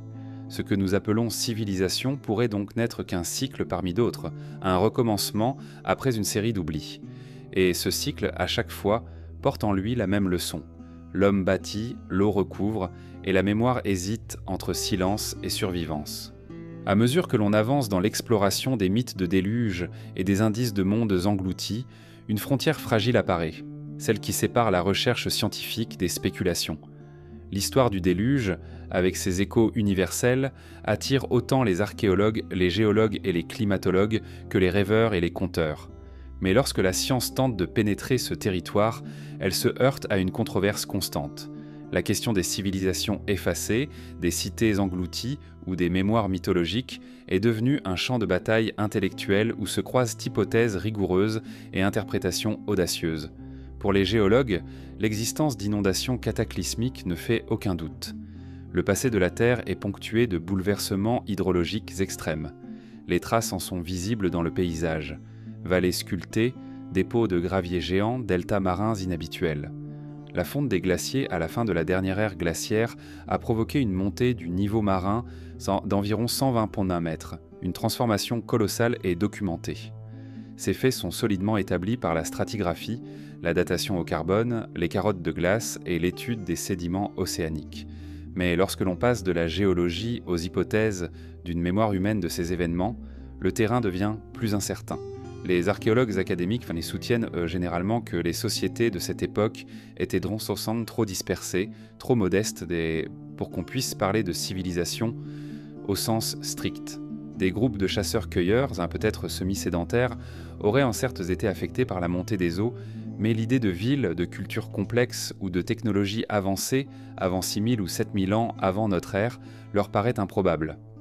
Pour eux, les cités englouties que l'on évoque souvent seraient en grande partie des formations naturelles, mal interprétées à travers le prisme de notre désir d'y voir des traces d'un âge perdu. En face, certains chercheurs indépendants, archéologues marginaux, géologues iconoclastes, historiens non conventionnels, avancent des arguments qui dérangent. Ils rappellent que le site de Göbekli Tepe, daté de 11 000 ans, a déjà renversé les certitudes établies sur l'évolution de l'humanité. Si un tel monument a pu exister bien avant l'apparition officielle des premières civilisations, pourquoi exclure l'existence d'autres sites encore plus anciens, aujourd'hui recouverts par les mers ? Ils soulignent aussi la convergence des mythes, des centaines de récits à travers le monde, parlant tous d'un déluge, d'une humanité effacée, d'un recommencement. Peut-on réduire cette universalité à une simple coïncidence ou à des inondations locales exagérées ? La controverse devient alors un débat sur la preuve et son absence. Les sceptiques disent « Nous n'avons pas de preuves matérielles solides d'une civilisation avancée disparue avant l'histoire connue ». Les iconoclastes répondent « L'absence de preuves n'est pas preuve d'absence ». Dans les abysses, sous des kilomètres de sédiments, combien de sites gisent encore invisibles ? Nous explorons à peine nos fonds de chamarins et pourtant, nous concluons que rien ne s'y cache. C'est là que la science se trouve face à sa propre limite. Elle exige des preuves, mais elle sait que ces preuves pourraient en bien être hors de sa portée actuelle. Certaines découvertes nourrissent pourtant le doute. Des structures immergées au large du Japon, de l'Inde ou des Bahamas suscitent des débats enflammés. Les géologues y voient des formations naturelles. D'autres y discernent des marches, des terrasses, des routes. Les instruments modernes permettent d'imager ces structures, mais leur interprétation demeure ouverte. La science se montre prudente, car l'enthousiasme des chercheurs indépendants a parfois mené à des erreurs d'analyse, confondant des reliefs géologiques avec des constructions humaines. Mais la prudence peut aussi devenir aveuglement, et refuser de voir ce que l'on ne veut pas admettre. La controverse se nourrit également d'une différence de temporalité. Les institutions académiques avancent pas à pas, publiant dans des revues spécialisées, accumulant patiemment des preuves. Les chercheurs marginaux, eux, s'appuient sur l'imaginaire, les mythes, les anomalies, et proposent des visions globales. Les premiers reprochent aux seconds leur manque de rigueur. Les seconds accusent les premiers de refuser de sortir des cadres établis. Entre ces deux pôles, un espace fertile s'ouvre, celui de la curiosité. Car même si certaines hypothèses audacieuses s'avèrent dans fausses, elles poussent la science à regarder ailleurs, à fouiller dans des zones ignorées, à interroger des évidences. La science du déluge est aussi traversée par la question de la mémoire humaine. Est-il possible que des traditions orales aient conservé le souvenir d'événements vieux de 10 000 ans ? Beaucoup jugent cela improbable. Pourtant, certaines légendes australiennes ont été récemment réinterprétées comme des récits précis de la montée des eaux après la dernière glaciation, transmis sans rupture sur plus de 7000 ans. Ce constat bouleverse notre vision. L'oralité, loin d'être instable, peut parfois préserver avec fidélité des événements sur des durées insoupçonnées. Si tel est le cas, alors les mythes du déluge pourraient bien contenir des noyaux de vérité historiques, filtrés par la symbolique et la répétition. La controverse n'est donc pas seulement scientifique, elle est aussi culturelle. Elle oppose deux visions du passé. L'une, linéaire et prudente, qui voit l'humanité progresser lentement depuis ses débuts. L'autre, cyclique et fragmentaire, qui imagine des âges perdus, détruits et recommencés. Dans la première, nous sommes le sommet d'une évolution continue. Dans la seconde, nous ne sommes qu'un recommencement parmi d'autres, héritier d'un monde oublié. Il est frappant de constater que cette controverse reflète aussi une inquiétude moderne. Si des civilisations entières ont pu disparaître sans laisser de traces, qu'en serait-il de la nôtre en cas de catastrophe globale ? Nos villes, nos archives numériques, nos technologies si fragiles pourraient-elles survivre des millénaires ? Ou bien serions-nous, nous aussi, effacés, réduits à quelques mythes racontés au coin du feu par des survivants ? La science et la controverse rejoignent alors une méditation sur notre propre fragilité. Dans les colloques, dans les articles, dans les livres marginaux, comme dans les revues spécialisées, le débat reste ouvert. Il n'y a pas de réponse définitive. La science continue d'explorer, l'imaginaire continue de questionner. Ce qui est certain, c'est que l'un et l'autre s'enrichissent mutuellement. Les mythes stimulent la curiosité des chercheurs. Les découvertes scientifiques nourrissent de nouvelles interprétations symboliques. Entre les deux, une danse silencieuse se poursuit, celle d'une humanité qui cherche à comprendre d'où elle vient et ce qu'elle a perdu. La controverse, au fond, n'est pas un obstacle, mais un moteur. Elle garde vivant le mystère du déluge, rappelant que la vérité n'est pas encore entièrement révélée. Elle nous invite à chercher plus loin, à écouter le silence des océans et le murmure des récits anciens, à accepter que le passé n'est peut-être pas aussi simple que nous le croyons. Et dans cet espace incertain, entre science rigoureuse et hypothèses audacieuses, s'ouvre la possibilité d'une mémoire plus vaste, celle de civilisations effacées dont les ombres continuent de flotter sous les vagues. Parmi toutes les traces que les civilisations laissent derrière elles, les langues sont sans doute les plus fragiles. Elles naissent de la voix, se transmettent par l'oreille, se portent dans la mémoire des vivants. Mais lorsque le souffle s'éteint, lorsqu'une communauté disparaît, ces mots s'éteignent avec elle. Les pierres, les outils, les tombes peuvent durer des millénaires. Les langues, elles, se dissolvent dans le silence. C'est pourquoi parler de civilisation effacée revient aussi à parler de langue perdue. Idiomes que personne ne comprend plus, récits transformés en énigmes, chants dont la musique ne résonne plus. L'histoire humaine est jalonnée de disparitions linguistiques. Chaque année, encore aujourd'hui, des langues meurent, parfois sans qu'il reste d'enregistrement, de dictionnaire ou de traduction. Mais que dire des langues qui ont disparu il y a 10 000 ans, bien avant l'invention de l'écriture ? Nous n'en possédons aucun fragment direct. Tout ce qui nous parvient, ce sont des échos lointains, des mythes transmis dans d'autres langues, des toponymes fossiles, des symboles gravés dont le sens nous échappe. Les langues perdues forment un océan invisible, un continent disparu de la mémoire humaine. Certaines de ces voix effacées nous laissent en des vestiges mystérieux. Le linéaire A, écriture utilisée en Crète par les Minoens avant l'invention du linéaire B, n'a jamais été déchiffré. Les tablettes gravées, retrouvées dans des palais effondrés, conservent des signes que nous pouvons lire mais pas comprendre. Elles parlent, mais leur voix reste close. De même, l'écriture de l'Indus, composée de pictogrammes gravés sur des sceaux, demeure une énigme. Était-ce une langue complète, un système symbolique, un code religieux? Nous ne le savons pas. Ces écritures sont à condescend des langues fantômes, suspendues entre présence et absence. Mais il existe un silence encore plus vaste, celui des langues qui n'ont jamais été écrites. Car l'écriture, invention tardive, ne date que de 5 ou 6 000 ans. Avant elle, des dizaines de milliers d'années se sont écoulées où les langues ne vivaient que dans la voix des hommes. Que sont devenues ces voix? Elles se sont éteintes sans laisser d'empreinte, sauf peut-être dans des récits mythologiques transmis et transformés. Lorsque les peuples parlent du déluge, des mondes disparus, des dieux qui effacent et recréent, ils transmettent peut-être un héritage linguistique de civilisations effacées. Mais nous ne pouvons plus l'entendre tel qu'il était. Nous n'avons que des reflets, des traductions, des métamorphoses. Les traditions orales, pourtant, ont parfois une endurance étonnante.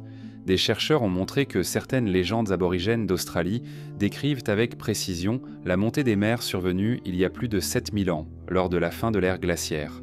Ces récits ont traversé d'innombrables générations, conservant des détails topographiques que la science moderne a pu confirmer.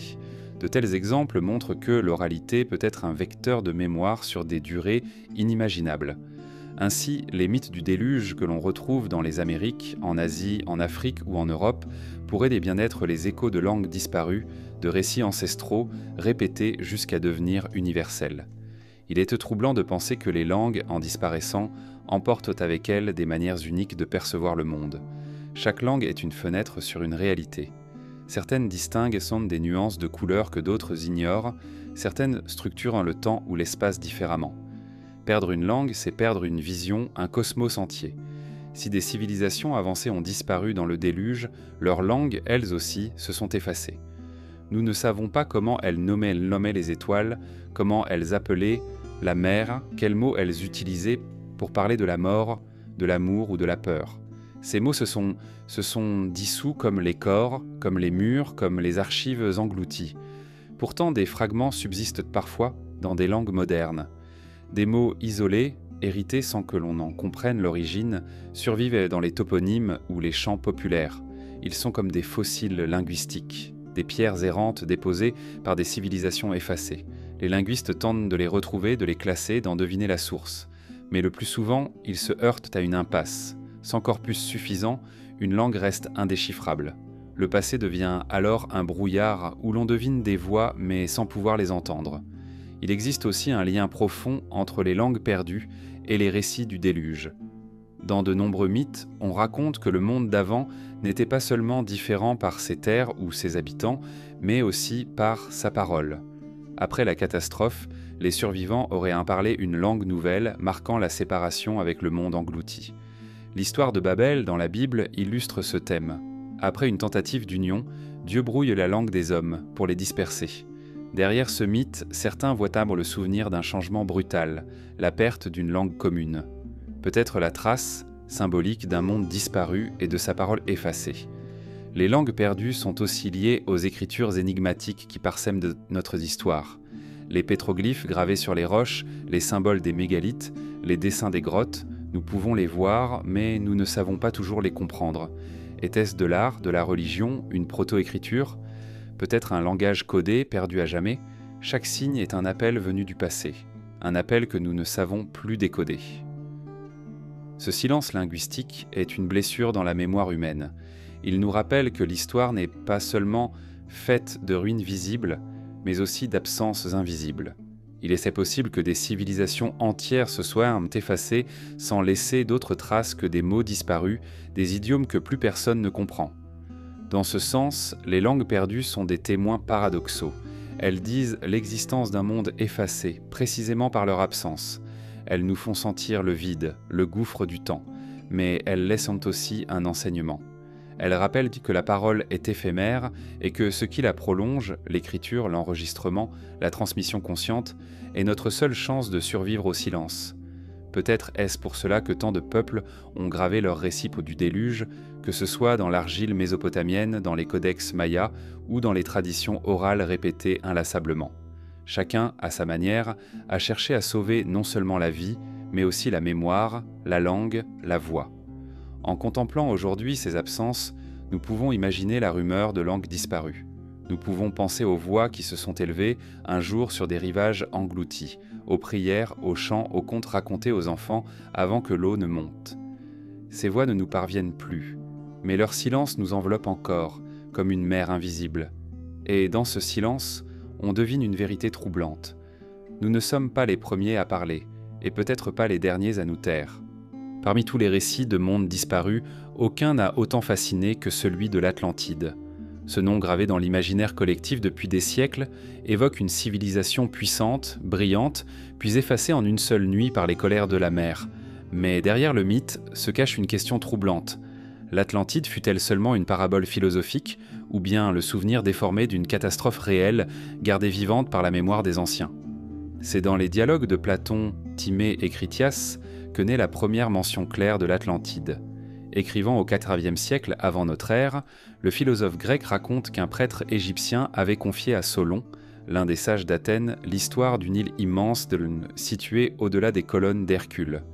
Cette Atlantide aurait abrité une civilisation florissante, riche en ressources et en savoir, gouvernée par des rois puissants. Mais lorsque son orgueil grandit et que son peuple voulut dominer les autres, les dieux décidèrent de la punir. En un seul jour et une seule nuit de malheur, l'île fut engloutie par les flots, disparaissant à jamais. Pour Platon, ce récit servait d'exemple moral et politique.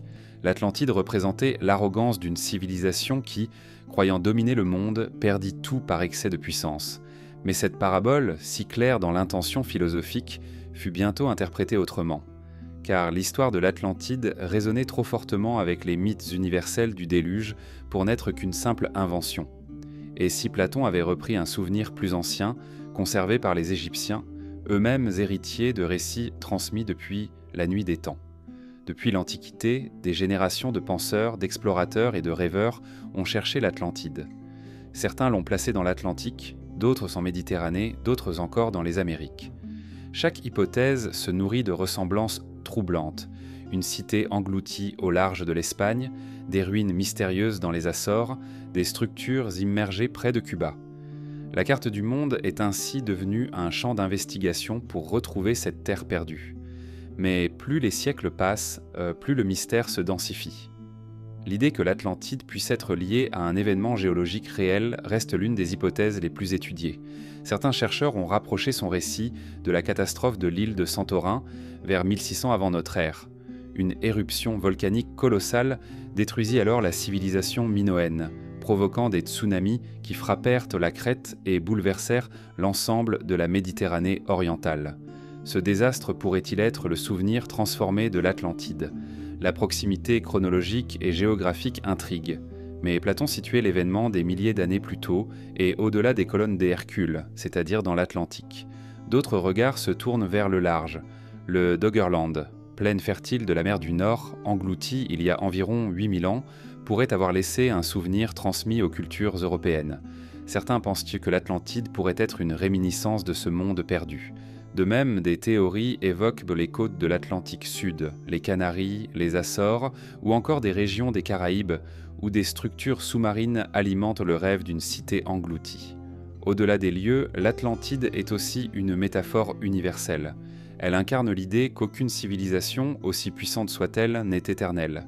Sa disparition brutale est un miroir tendu vers nos propres fragilités. Les Atlantes de Platon étaient avancés, prospères, maîtres de leur environnement. Pourtant, en un instant, la mer reprit tout. Ce récit rappelle les civilisations effacées par les déluges du passé, mais il prophétise aussi la fragilité de nos propres sociétés. L'écho de l'Atlantide se retrouve dans de nombreuses traditions. Les récits des peuples amérindiens parlent d'îles disparues, de royaumes engloutis. Les légendes celtiques évoquent la cité de Bretagne engloutie par les vagues, ou Lyonesse, terre engloutie au large des Cornouailles. En Inde, Kumari-Kandam est décrite comme une terre antique perdue sous l'océan. En Indonésie, des mythes racontent la disparition de royaumes submergés. L'Atlantide de Platon semble être seulement la version la plus célèbre d'un thème universel, celui d'un âge d'or effacé par les eaux. Les chercheurs modernes, eux, oscillent entre scepticisme et fascination. Beaucoup rappellent que Platon n'était pas historien, mais philosophe, et que l'Atlantide n'était peut-être qu'une invention allégorique. Mais d'autres soulignent que les mythes naissent rarement de rien. Même lorsqu'ils sont transformés, ils conservent souvent une part de mémoire réelle. L'Atlantide pourrait être le reflet, déformé et amplifié, d'une catastrophe vécue à la fin de l'ère glaciaire, lorsque des terres immenses disparurent insolites sous les mers. L'Atlantide est devenue plus qu'un mythe. Elle est devenue un symbole de quête. Depuis des siècles, elle attire explorateurs, scientifiques, ésotéristes, artistes. Chacun y projette ses désirs, ses peurs, ses visions. Pour certains, elle est le souvenir d'une civilisation avancée dont nous serions les héritiers. Pour d'autres, elle est l'avertissement d'une chute inévitable qui attend toute société orgueilleuse. Pour d'autres encore, elle est le simple rêve d'un monde parfait perdu à jamais. Ce qui est certain, c'est que son écho persiste. Nous continuons de chercher l'Atlantide, non seulement dans les mers, mais aussi en nous-mêmes. Elle incarne cette nostalgie d'un passé idéalisé, ce pressentiment que quelque chose d'immense a été oublié.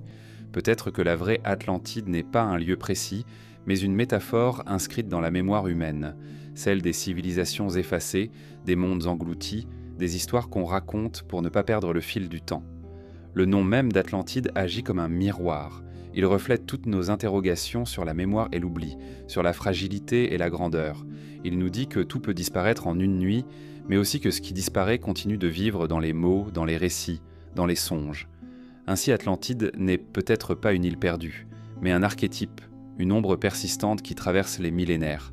Son absence nourrit notre imaginaire, son silence alimente nos doutes, et son nom, toujours prononcé, fait résonner l'idée que derrière les vagues sommeille une histoire plus vaste que celle que nous croyons connaître. Il existe des documents qui, plus que d'autres, semblent défier le temps et l'entendement. Parmi eux, certaines cartes anciennes posent encore des questions troublantes. Elles montrent des côtes qui n'auraient pas dû être connues, des continents dont la forme n'aurait pas dû être tracée, des détails géographiques qui semblent appartenir à une époque bien antérieure aux navigateurs qui les ont dessinés. Ces cartes, qu'on appelle parfois les cartes impossibles, sont au cœur des interrogations sur l'existence éventuelle de civilisations disparues, porteuses d'un savoir que l'histoire officielle n'explique pas. La plus célèbre est sans doute la carte de Piri Reis, dessinée en 1513 par un amiral ottoman passionné de géographie. Elle représente les côtes de l'Afrique, de l'Europe occidentale et de l'Amérique du Sud avec une précision étonnante pour l'époque. Mais ce qui intrigue le plus, c'est une portion du tracé qui semble représenter les contours de l'Antarctique, dépourvu de glace. Or, ce continent n'a été officiellement découvert qu'au XIXe siècle, et encore moins étudié dans son état antérieur avant qu'il ne soit recouvert par sa calotte glaciaire. Comment un marin du XVIe siècle aurait-il pu tracer de tels détails ? Piri Reis lui-même affirme avoir compilé des cartes beaucoup plus anciennes, transmises par divers peuples et conservées à travers les âges. Certains chercheurs pensent que cette représentation est le fruit d'une extrapolation, une erreur de copie ou d'interprétation, mais d'autres y voient une énigme. Si la carte montre réellement l'Antarctique sans glace, cela signifierait que son modèle original remonte à une époque où le continent n'était pas encore gelé, il y a plus de 6000 ans. Une conclusion vertigineuse qui suggérerait l'existence d'une cartographie avancée à une époque où, selon la science officielle, aucune civilisation n'avait les moyens de l'établir. La carte de Piri Reis n'est pas la seule à troubler. La carte d'Oronteus Phineus, réalisée en 1531, montre elle aussi un continent austral dont les contours ressemblent à ceux de l'Antarctique. Là encore, la précision est surprenante. D'autres cartes médiévales ou renaissantes, comme celle de Mercator ou de Bouaché, évoquent des terres australes, parfois avec des détails qui semblent en décalage avec les connaissances de leur époque. D'où venaient ces savoirs ? Certains avancent l'idée que les cartographes européens et ottomans avaient accès à des archives antiques, elles-mêmes héritées de civilisations plus anciennes. Les Égyptiens, les Grecs, les Phéniciens auraient ça peut-être conservé des fragments de cartes venus de mondes oubliés, copiées, sans transformer, transmises sans que l'on en connaisse la source originelle. Si tel est le cas, cela signifierait qu'une tradition cartographique très ancienne a existé avant d'être effacée et qu'elle a survécu sous forme de copies fragmentaires. Au-delà de l'Antarctique, d'autres cartes impossibles intriguent par leurs détails. Certaines montrent des fleuves aujourd'hui disparus, comme si leurs auteurs avaient eu accès à une vision de la Terre bien plus ancienne. D'autres représentent des côtes avec une précision topographique, qui ne correspond pas aux moyens de mesure du temps. On y retrouve parfois des indications de latitude et de longitude qui supposeraient une connaissance de la sphéricité de la Terre et des méthodes de calcul sophistiquées. Les sceptiques rappellent que ces cartes peuvent être expliquées par des erreurs d'interprétation. Un tracé approximatif peut ressembler par hasard à une côte connue.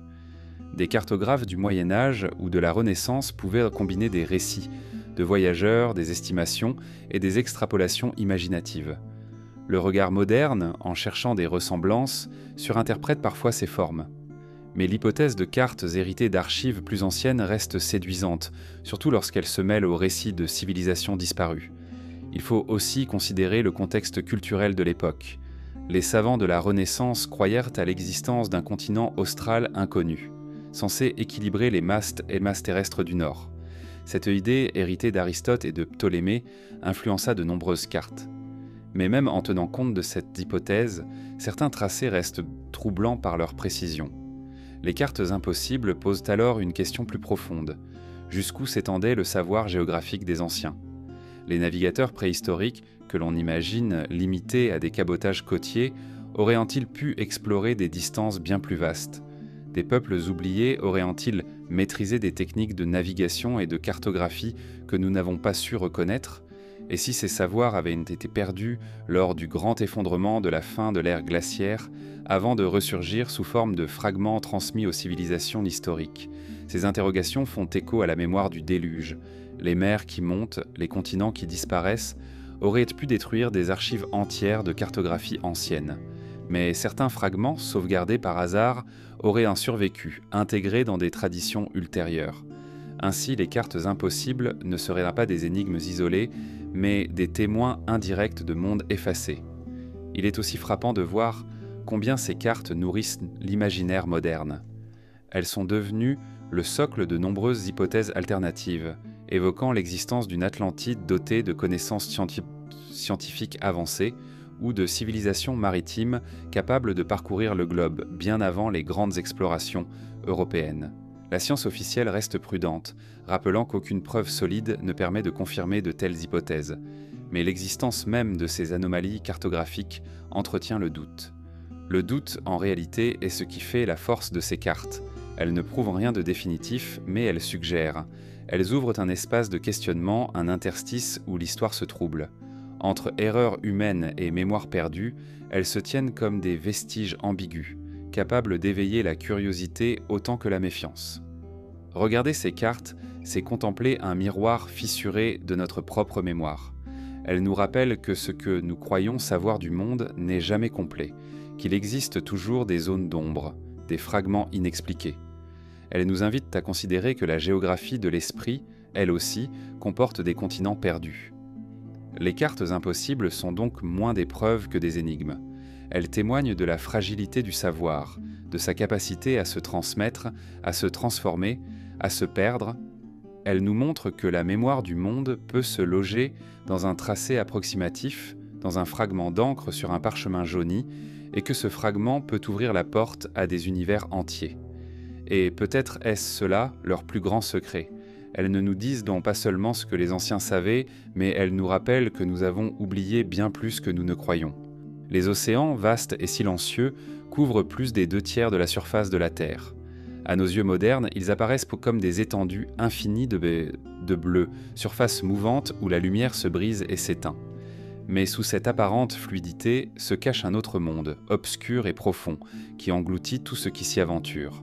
Les océans sont des tombeaux de navires, de cités, de civilisations, de mémoires entières. Ils recouvrent d'un voile liquide ce que nous ne pouvons plus voir, transformant les souvenirs en mystères. Lorsque les mers se sont levées à la fin de la dernière glaciation, elles n'ont pas seulement redessiné les rivages, elles ont avalé des paysages entiers. des plaines fertiles, des forêts, des vallées où des hommes vivaient, chassaient, bâtissaient, furent engloutis sans retour. Aujourd'hui, ces territoires reposent sous des dizaines de mètres d'eau. Si des civilisations préhistoriques y avaient entérigé des monuments, des habitations ou des ports, l'océan les a pris pour lui. Il les a dissous dans son silence, comme s'il voulait les soustraire à la mémoire des hommes. L'océan, en tant que tombeau, est paradoxal. Il détruit et il conserve. Le sel et les courants rongent les bois, brisent les métaux, effrident les pierres. Les cités submergées, avec leurs colonnes et leurs statues, deviennent bientôt des ruines colonisées par les coraux et les poissons. Les monuments se transforment en récifs, perdant leur forme humaine pour devenir un fragment de l'écosystème marin. Pourtant, dans certaines conditions, la mer conserve mieux que la terre. Une épave prisonnière des sables, privée d'oxygène, peut traverser les siècles. Des amphores, des outils, des statues de pierre, oubliées dans l'obscurité des abysses, attendent d'être retrouvées. La mer détruit la mémoire fragile, mais elle protège parfois la mémoire pétrifiée. On estime que la grande majorité des vestiges archéologiques de l'humanité est aujourd'hui sous l'eau. Les rivages de jadis, où les hommes vivaient parce que la mer offrait nourriture et échange, sont maintenant des fonds marins. Doggerland, cette vaste plaine qui reliait jadis l'Europe à la Grande-Bretagne, abritait des forêts, des rivières et des villages. Aujourd'hui, ces traces dorment sous la mer du Nord, couvertes de sable et de vases. Le Sondaland, en Asie du Sud-Est, fut une immense terre émergée reliant les îles actuelles d'Indonésie et de Malaisie. Des millions d'hommes y vécurent peut-être, mais leurs traces sont désormais prisonnières des flots. Ces territoires disparus sont les véritables cimetières de l'histoire humaine. Les océans sont aussi des tombeaux de navires. Depuis des millénaires, l'homme défie les flots avec des embarcations fragiles. Mais la mer reprend tôt ou tard ce qui lui appartient. Des milliers d'épaves tapissent les fonds marins depuis les galères antiques jusqu'aux cuirassés modernes. Chaque navire englouti est une capsule temporelle, figée dans l'instant de la catastrophe. Mais au-delà des navires, ce sont des vies, des récits, des cultures qui sombrent avec eux. Et parmi ces épaves, certaines pourraient être les ultimes témoins de mondes oubliés, les seuls fragments matériels d'âges effacés. La profondeur des abysses ajoute une dimension tragique, car plus l'on descend, plus l'eau devient hostile. L'obscurité totale, le froid extrême, la pression écrasante transforment ces espaces en territoires inaccessibles. Les abysses dont gardent jalousement leurs secrets.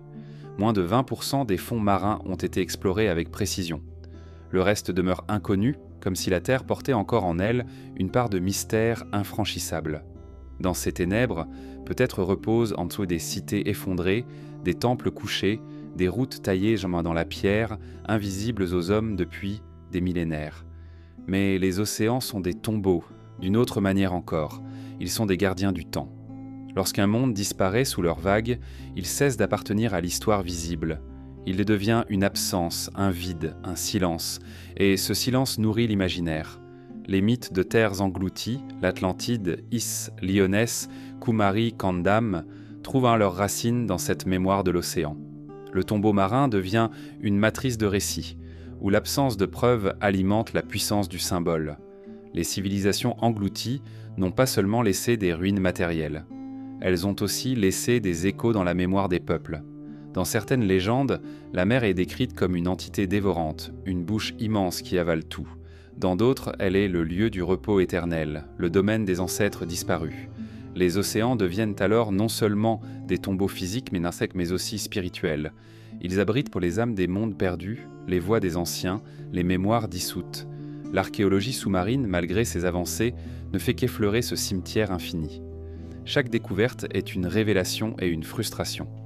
On exhume un amphore, un mur, une statue, mais on sait que derrière ces fragments se cachent des milliers d'autres vestiges encore invisibles. Le tombeau océanique reste fermé, n'offrant que quelques fissures pour entrevoir son contenu. Les chercheurs le savent. Il faudrait des siècles pour explorer réellement les fonds marins, et peut-être n'en aurons-nous jamais les moyens. La poésie de l'océan réside aussi dans cette ambiguïté. Il est à la fois destructeur et protecteur, silence et mémoire, tombeau et matrice. Il nous fascine parce qu'il contient ce que nous avons perdu et parce qu'il refuse de nous le rendre entièrement. Dans ses profondeurs, les civilisations effacées dorment comme dans un sarcophage et chaque tentative humaine de les retrouver se heurte à l'immensité du vide marin. Mais peut-être est-ce là la fonction des océans, garder le secret, laisser les hommes deviner, rêver, imaginer, leur rappeler que tout peut disparaître et que le monde visible n'est qu'une surface fragile posée sur un abîme. Les océans sont les gardiens du mystère, les tombeaux d'innombrables mémoires, mais aussi les berceaux de nos imaginaires. Ce silence liquide qui recouvre tant de mondes effacés est peut-être la raison pour laquelle le thème du déluge persiste dans toutes les cultures. Nous sentons confusément que la mer n'est pas seulement une frontière, mais une mémoire cachée, et que ce qu'elle garde au fond d'elle est bien plus vaste que tout ce que nous connaissons. Il est une idée qui hante nos rivages modernes, et si ce que nous considérons comme passé lointain n'était qu'un miroir tendu vers notre propre avenir, les récits de déluges anciens, les cités englouties, les civilisations effacées, ne seraient pas seulement des mémoires d'événements révolus, mais des avertissements. Car aujourd'hui encore, les eaux montent, lentement mais sûrement, et les grandes métropoles bâties sur les côtes se trouvent face à la même fragilité que les peuples disparus. Les glaciologues le répètent, les calottes du Groenland et de l'Antarctique fondent à un rythme inédit. Les océans, dilatés par le réchauffement, grignotent les littoraux. D'ici la fin du siècle, le niveau de la mer pourrait s'élever d'1 mètre, peut-être plus. 1 mètre paraît peu, mais pour des millions d'hommes vivant dans des deltas, des plaines côtières, des archipels fragiles, c'est un gouffre. C'est la promesse de villes entières à déplacer, de ports engloutis, de terres agricoles perdues. C'est aussi un rappel, nous vivons sur des rivages instables et la mer n'oublie jamais de reprendre ce qui lui appartient. Si l'on observe les cartes, on constate que nos plus grandes civilisations modernes, comme celles du passé, se sont construites au bord des eaux. New York, Shanghai, Mumbai, Londres, Le Caire, Jakarta, toutes sont des cités maritimes. Elles vivent de l'échange, du commerce et de la proximité de la mer, mais cette même mer qui nourrit peut aussi dévorer. En cela, nous ressemblons étrangement aux peuples disparus du Doggerland ou du Sundaland, qui vivaient en hâte sur des terres dents fertiles et basses, avant que les flots ne les effacent. Il est troublant de constater que ce que nous redoutons pour demain ressemble aux récits mythiques d'hier. Nos satellites mesurent les glaciers qui fondent, nos scientifiques modélisent les futures inondations, et pourtant les images qui s'imposent à notre esprit sont celles de l'arche de Noé, des cavernes Hopi, des sommets andins où les survivants se réfugièrent. Peut-être que ces mythes sont gravés si profondément en nous parce qu'ils ne sont pas seulement des souvenirs, mais aussi des pressentiments. Ils nous rappellent que l'eau est le cycle éternel de la perte et du recommencement. Mais il y a une différence, nos civilisations modernes, si puissantes, reposent sur une infrastructure bien plus fragile que celle des peuples anciens. Nos réseaux électriques, nos bases de données, nos villes de verre et d'acier ne résisteraient pas longtemps à une submersion prolongée. Dans 10 000 ans, il ne resterait peut-être rien de nos gratte-ciel ni de nos autoroutes, rien de nos bibliothèques numériques. Nous pourrions être effacés aussi totalement que les peuples qui nous ont précédés, réduits à quelques fragments, quelques mythes survivants racontés par des descendants. L'idée est vertigineuse, et si l'avenir portait déjà en lui une mémoire de nous comme civilisation disparue. Certains chercheurs parlent aujourd'hui d'Anthropocène, une époque où l'humanité laisse une trace géologique de son passage. Mais cette trace, aussi visible qu'elle soit à court terme, pourrait s'effacer au fil des millénaires. Nos plastiques, nos métaux, nos déchets nucléaires même, finiront par se transformer, se dissoudre, disparaître. L'histoire de la Terre est plus vaste que la nôtre, et ce que nous croyons indestructible ne sera peut-être qu'une couche ténue, oubliée sous d'autres sédiments. Nous pensons maîtriser le temps, mais c'est lui qui nous engloutit. Ainsi, le futur pourrait bien ressembler au passé. Les hommes de demain, comme nous aujourd'hui, se tiendront devant des ruines, des énigmes, des fragments. Ils se demanderont ce que nous étions, comment nous vivions, pourquoi nous avons disparu. Peut-être inventeront-ils des mythes à notre sujet, parlant d'un peuple orgueilleux, maître des machines et de la lumière artificielle effacée par une catastrophe qu'ils n'avaient pas su prévenir. Nos satellites brisés, nos épaves de navires, nos villes submergées deviendront leur Atlantide, leur Dwarka, leur Yonaguni. Nous serons pour eux ce que les civilisations effacées sont pour nous, une énigme, une histoire incomplète. Mais dans cette perspective inquiétante se cache aussi une forme de continuité. Le cycle de la montée des eaux, de l'oubli et du recommencement semble être une constante de l'histoire humaine. Chaque civilisation croit être la première, mais chaque civilisation vit à l'ombre des mondes effacés. Peut-être que l'humanité a toujours survécu ainsi. en renaissant après chaque effondrement, en portant dans ses récits les échos des catastrophes passées. Si tel est le cas, alors nos propres récits du déluge ne sont pas seulement des souvenirs, mais des graines pour l'avenir, des avertissements qui guideront un jour d'autres survivants. Nos technologies, nos sciences, nos archives ne suffisent pas à abolir ce cycle. Elles nous permettent de comprendre ce qui se passe, d'anticiper, de nous préparer, mais elles ne nous rendent pas invincibles. Ce qui demeure, c'est la conscience de notre fragilité. C'est la capacité de transmettre par des histoires, des mythes, des symboles, la mémoire de ce que nous avons vécu. C'est peut-être cette mémoire, plus que nos monuments ou nos machines, qui traverse vraiment le temps. Alors un futur reflet du passé prend forme. Les eaux monteront encore comme elles l'ont toujours fait. Des villes disparaîtront comme elles ont toujours disparu. Et des survivants, quelque part, raconteront à leurs enfants l'histoire d'un monde noyé. Leurs récits se mêleront aux mythes anciens et l'histoire recommencera. Ainsi se tisse le fil du temps. Une alternance de mémoire et d'oubli, de construction et d'effacement, de silence et de parole. Peut-être que ce qui compte n'est pas de savoir si des civilisations avancées ont vraiment existé avant nous, mais de comprendre que l'idée même de leur existence est un avertissement. Car l'histoire humaine, qu'elle soit réelle ou mythique, nous enseigne toujours la même chose. Rien n'est éternel face aux eaux. Et dans ce miroir que le passé tend à l'avenir, nous nous voyons déjà comme les habitants d'un monde fragile, suspendu au-dessus d'un océan patient.